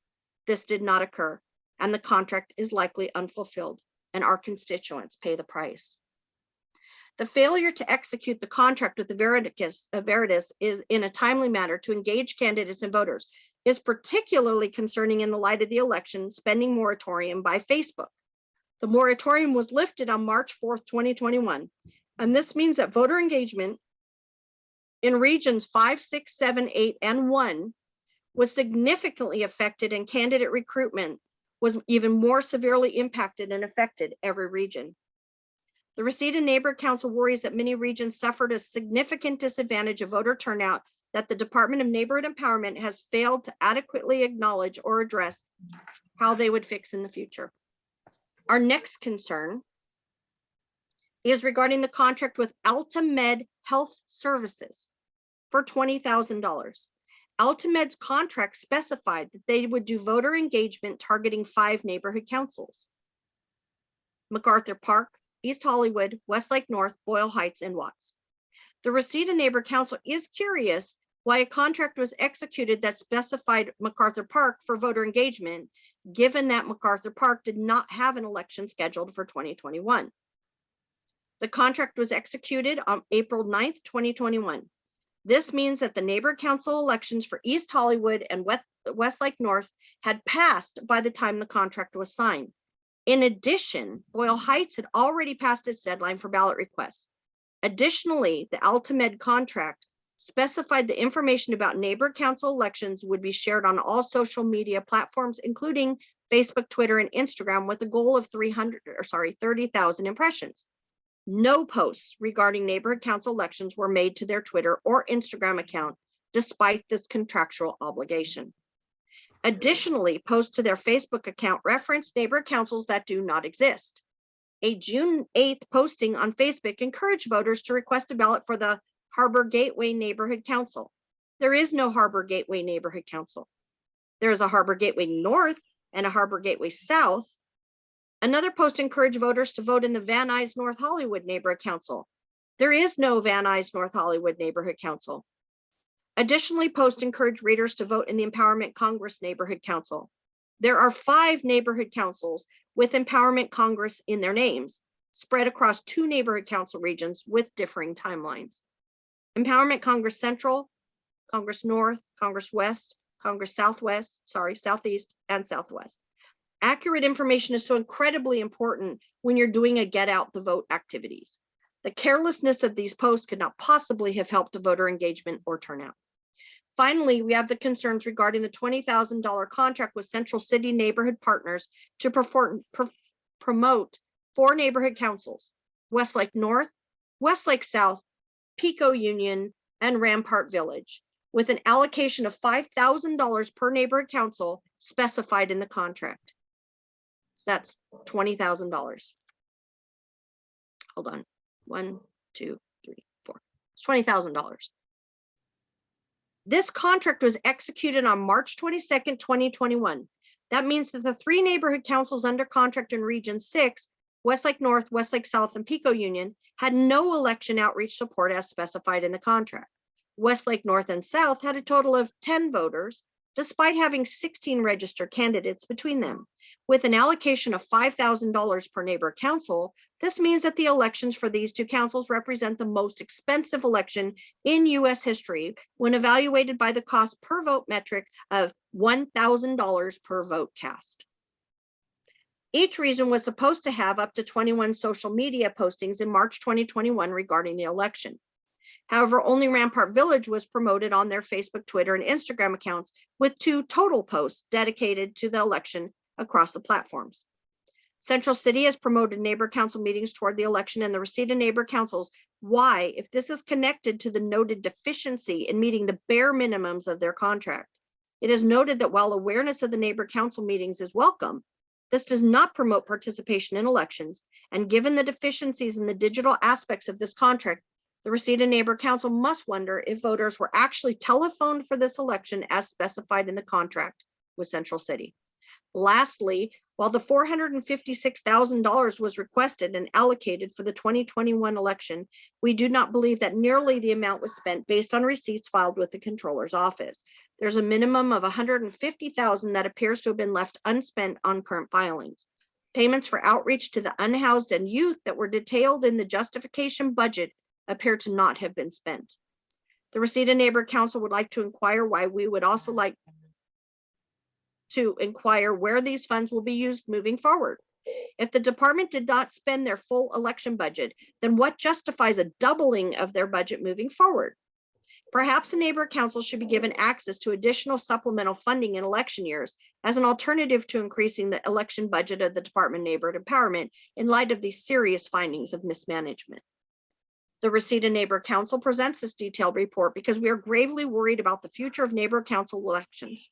If steps are not taken to acknowledge and remediate the leadership failures apparent at the Department of Neighborhood Empowerment during this process, we believe that the Department of Neighborhood Empowerment presented an inaccurate picture of the full scope of the election in their report of the 2021 election outreach results.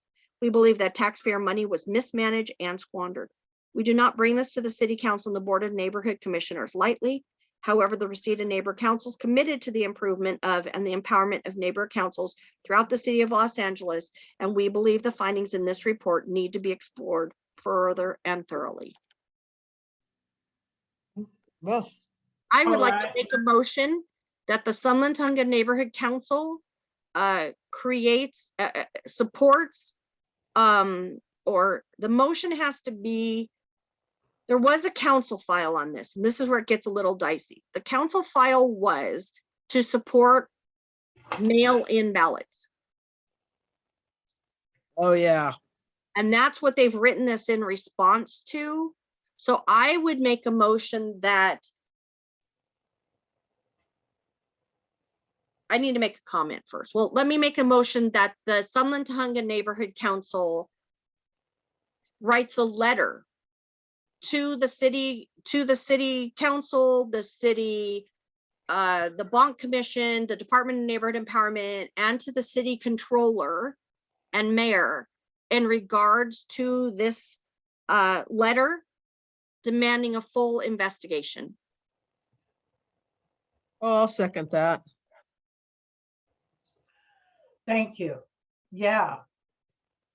I'm starting to see why we actually had good results. And that was because we took our election in our own hands and got people broadly to vote. Yes, and I think that it's really important, and this is, it's a different topic, but it's the same topic because it's elections, The fact that Monica Rodriguez made a public statement in writing that Sunland Tujunga Neighborhood Council did voter suppression Right, is completely, when you look at what the department did, talk about voter suppression. right. Let's say we're supporting voters while we squander the money and suppress them all. And we did the most amazing outreach of any neighborhood council in the city. We did it in 3 languages. We had Evelyn and Erica, Lala, we're all working on the social media posts. We did a mailer to every home. We did bus bench ads. I mean, we did videos for everything. I mean, we did amazing outreach. And had the Department of Neighborhood Empowerment done the same outreach we did, there probably would have been an amazing election across the city. But what's disturbing is the department manager went to the arts, education, blah, blah, blah committee, and she presented all of these wonderful engagements that the department did. And that's why Reseda was like, wait a minute. And that's why they did the investigation. So I just want to let you know, this is actually all still unfolding. But I think if we do a response to that council file that this basically is in regards to, it's about online voting. Do I think that we should take a position on whether we want online voting? We probably should. But I think that the more pressing issue is that the neighborhood council writes a letter demanding an investigation into these allegations. Thank you. Okay. Well, you know, I know during our elections and everything, got a lot of pushback from a lot of people that they want to do regular in-person voting. They did not want to do mail-in voting. And I know a lot of people were very reluctant to give all their information and everything to the city. They did not want to do it. And so actually, I think the city kept our vote count down, literally. I think more people would have come out to vote if they had just been able to come, they show their ID and vote. They did not want to get involved with the city. They did not want to use their computers. They did not want to use their phones. They wanted to vote in person.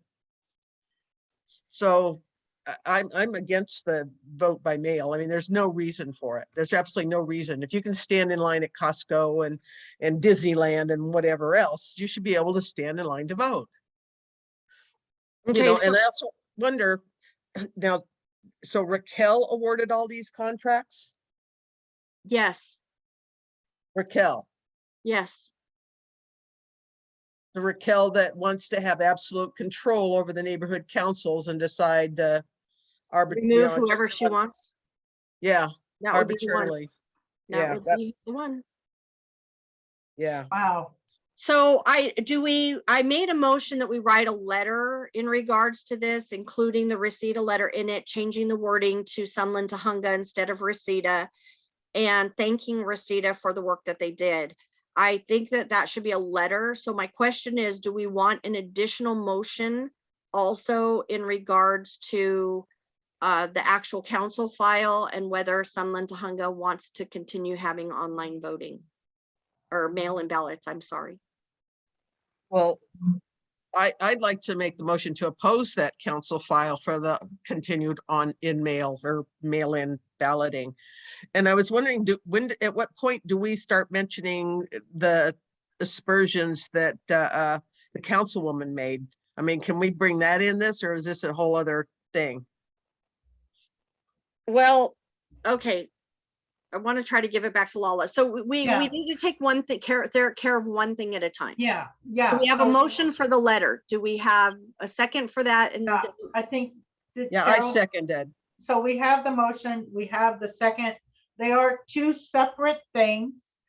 And we need to, like this initial letter, I think is the most urgent that we address right now.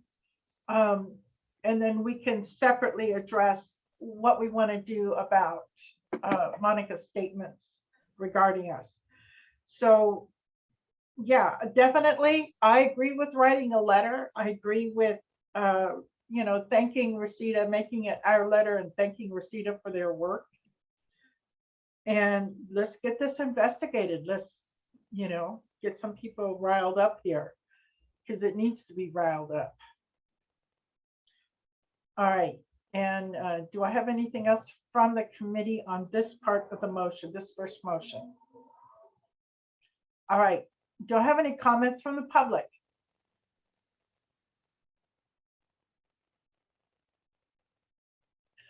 Okay, so this is on the letter. Carol, if there's nothing else, let's go to vote. Okay, Lala, Yes, Lydia, Yes. and Carol is yes. thank you very much. Okay, Now, do Now we want to, moving on here, do we want to separately either write something? Well, we actually have two different things. The objection to the council file that put in the vote by mail. And then we have the statement that Monica made. So how would, I will make a motion to oppose council file number, I don't have it in front of me. Hold on one second. I can get it. The council file in regards to mail-in ballots. okay, so that since that council file is already done, and how is that going to work? Are we asking that that council file be reopened and rescinded? No, we're just putting, because it's open right now because of the department vote. Because it's open right now because of the report backs that are coming in response to how effective was the mail-in balloting as part of the election reports. Right. So it's currently being reviewed already. Okay, so the motion then is to do a CIS against that council file. If the neighborhood council feels that we do not want to do online voting, I would like to make a statement on that. Online, or not online voting, yeah, mail-in ballots and online voting. The problem with that is the fact that the way the city has it set up, people have to submit their driver's license and their proof of community online. See, we've always required those things. That has never changed. But when they do it in person, they just glance at it and check off that you provided it. So people, that was one of the reasons we had lower voter turnout this time, was because the city demanded that it all be done online. Right. We did not commit voter suppression. We followed the rules that the city had done, and that caused us less voters. That was not, we had not changed what we do. They changed what they did. Correct. Okay. So I would make a motion that we do not support vote by mail and online voting. It's sad because, but I really think it disenfranchised people who were not good on the computer. I think I was so upset by that. Yes, yeah, there was quite a bit of that. You know, when we were having to actually handle, well, first off, before we get into discussion, so I have a motion, do I have a second? so, okay, so Lydia made the motion. Yeah, And- Okay, and so I'll make the second. okay. And, you know, what Lydia is saying is quite accurate in that we were actually having to walk people through. I was very involved being on the election committee with, okay, so your thing didn't go through, try this, try that, you know, oh, that link didn't work. Oh, you know, and then there was like whole batches of ballots that, you know, people got the wrong ballots. They never got their ballots. It was like insane. And we were trying to handle it on a case by case basis. And it was kind of nuts. Anyway, that's my experience with this vote by mail. Any other comments from the board here? I would like to give the council file number Oh, okay. for the record. It's council file 20-1 -0963. All right, 200963. Very good. Thank you. Okay, do I have any public comments?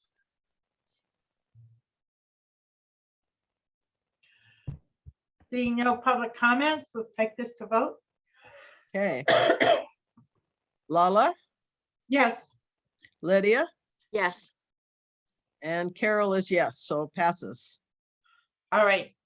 Then we have a whole nother can of worms. Okay, so we have this point that came up that we haven't really written anything back to Monica regarding her statements about this particular neighborhood council, that Sunland Tahunga specifically had voter suppression and that we were guilty of that.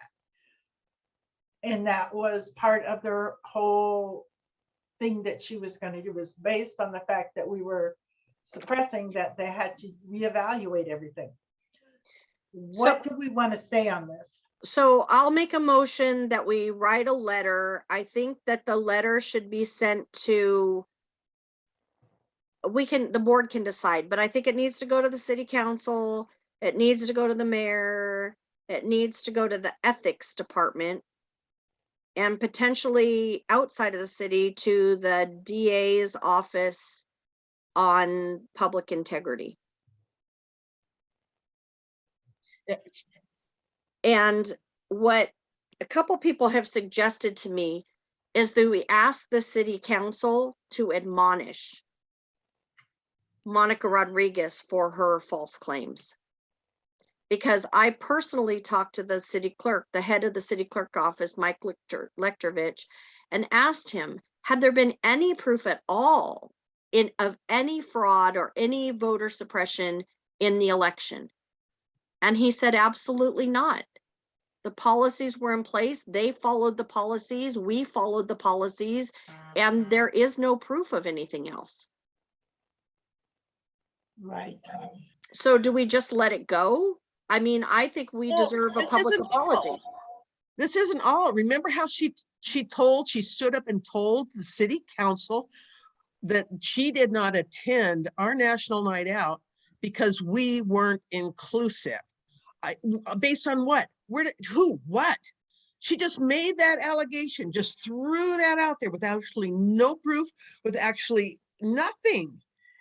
Right. Just And- continues to demean and undermine our neighborhood council. Okay. I mean, it's just not just the election, her saying we, had voter suppression. She says we're not inclusive. So I Right. I would like to separate the two issues. Yeah, we do. We do need to do that.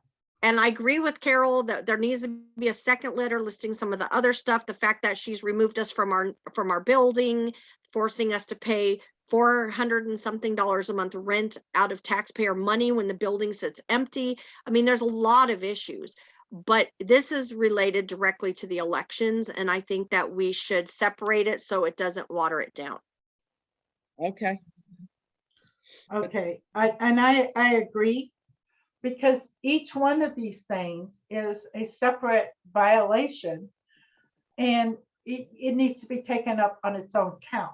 And we need to, like, rather than put it all in one, well, Monica violated, each thing needs to be addressed and sent to however we determine it needs to be sent, so that these things are on file as separate instances.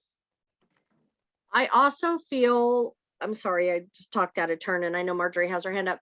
I also feel that we need to finish putting together the election package of all the outreach we did to submit it as proof of the neighborhood council's outreach, because that shows that we did not do voter suppression. The fact that we have newspaper ads saying, if you need help registering, we will help you in person, things like that.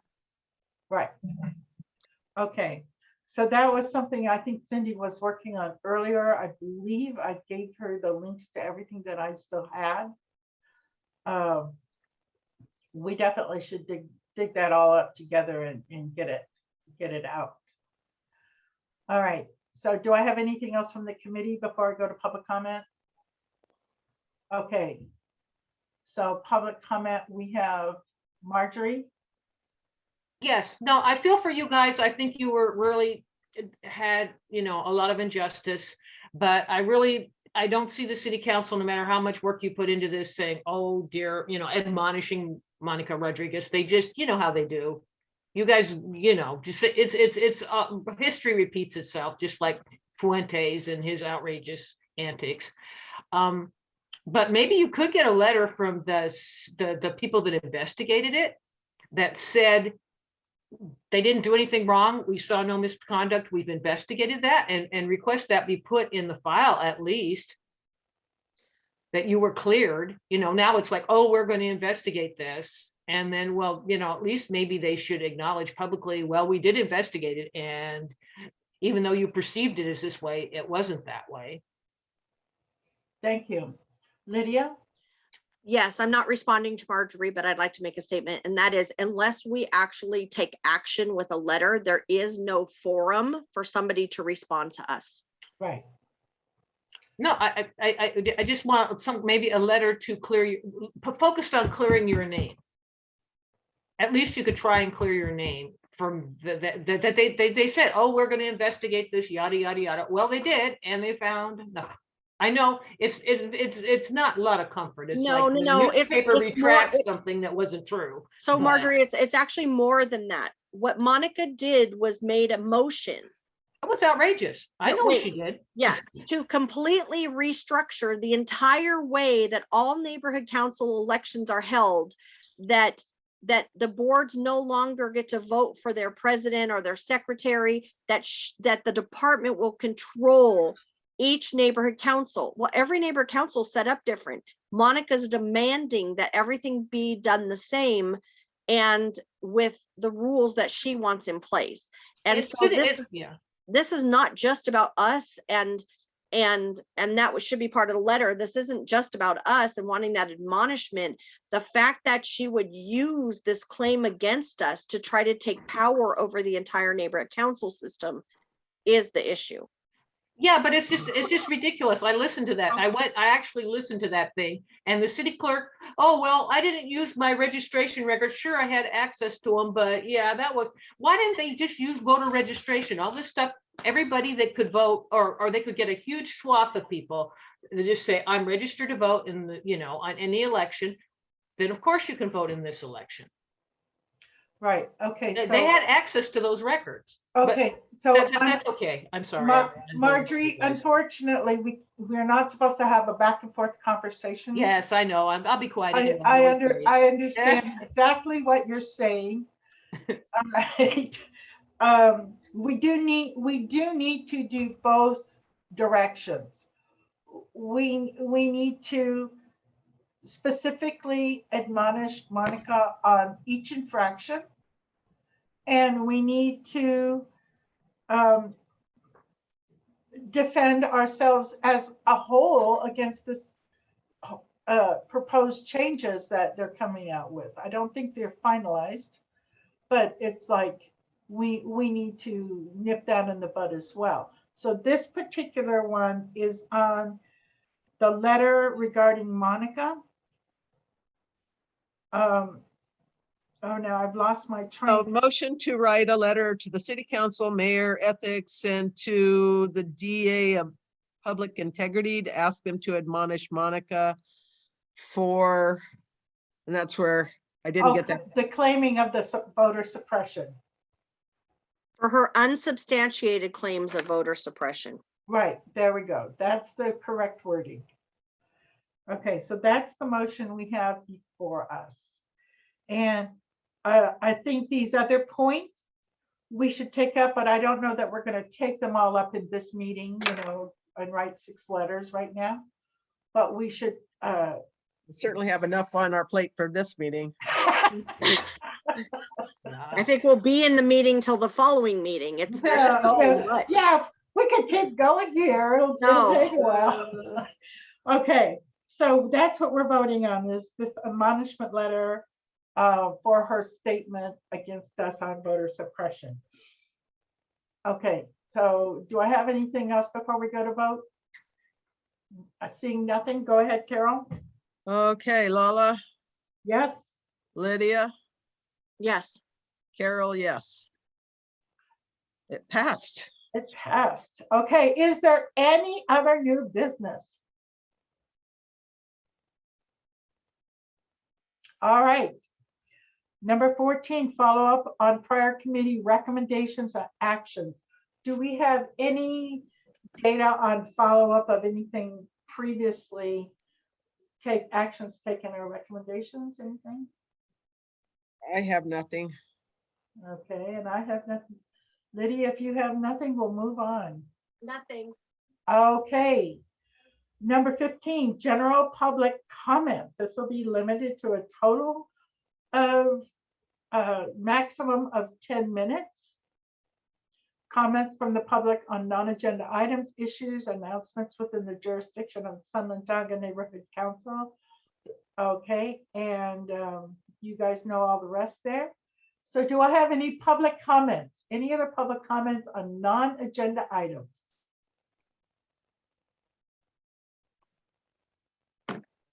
Seeing no hands. Okay. Oh my goodness, my adjourn thing is, oh, I can't adjourn. It's not on the agenda. We'll just keep going. Okay. With that, are there any closing comments from the committee before we end off? I'll make a motion to adjourn. Thank you. Okay, we have a motion, we have a second. Okay, all in favor? Aye. Any public comments? No. Oh, we have a public comment. Eric, Eric, you have a public comment. Go ahead. I was just wondering, when is the next meeting going to be held for this committee? Oh, yes, that's also missing from the agenda. We are the third Thursday of the month. And so I just look at my calendar here, and that would be February 16th? the Thursday. That's the Oh, 17th. 17th? Okay. Thank you. Okay, at the same time, 10 a.m. Okay, thank you very much. And if there's nothing else, this meeting is adjourned at 12:28. Thank you very much. We got a lot done. I appreciate it. Thank you, everybody, for attending. Thank you.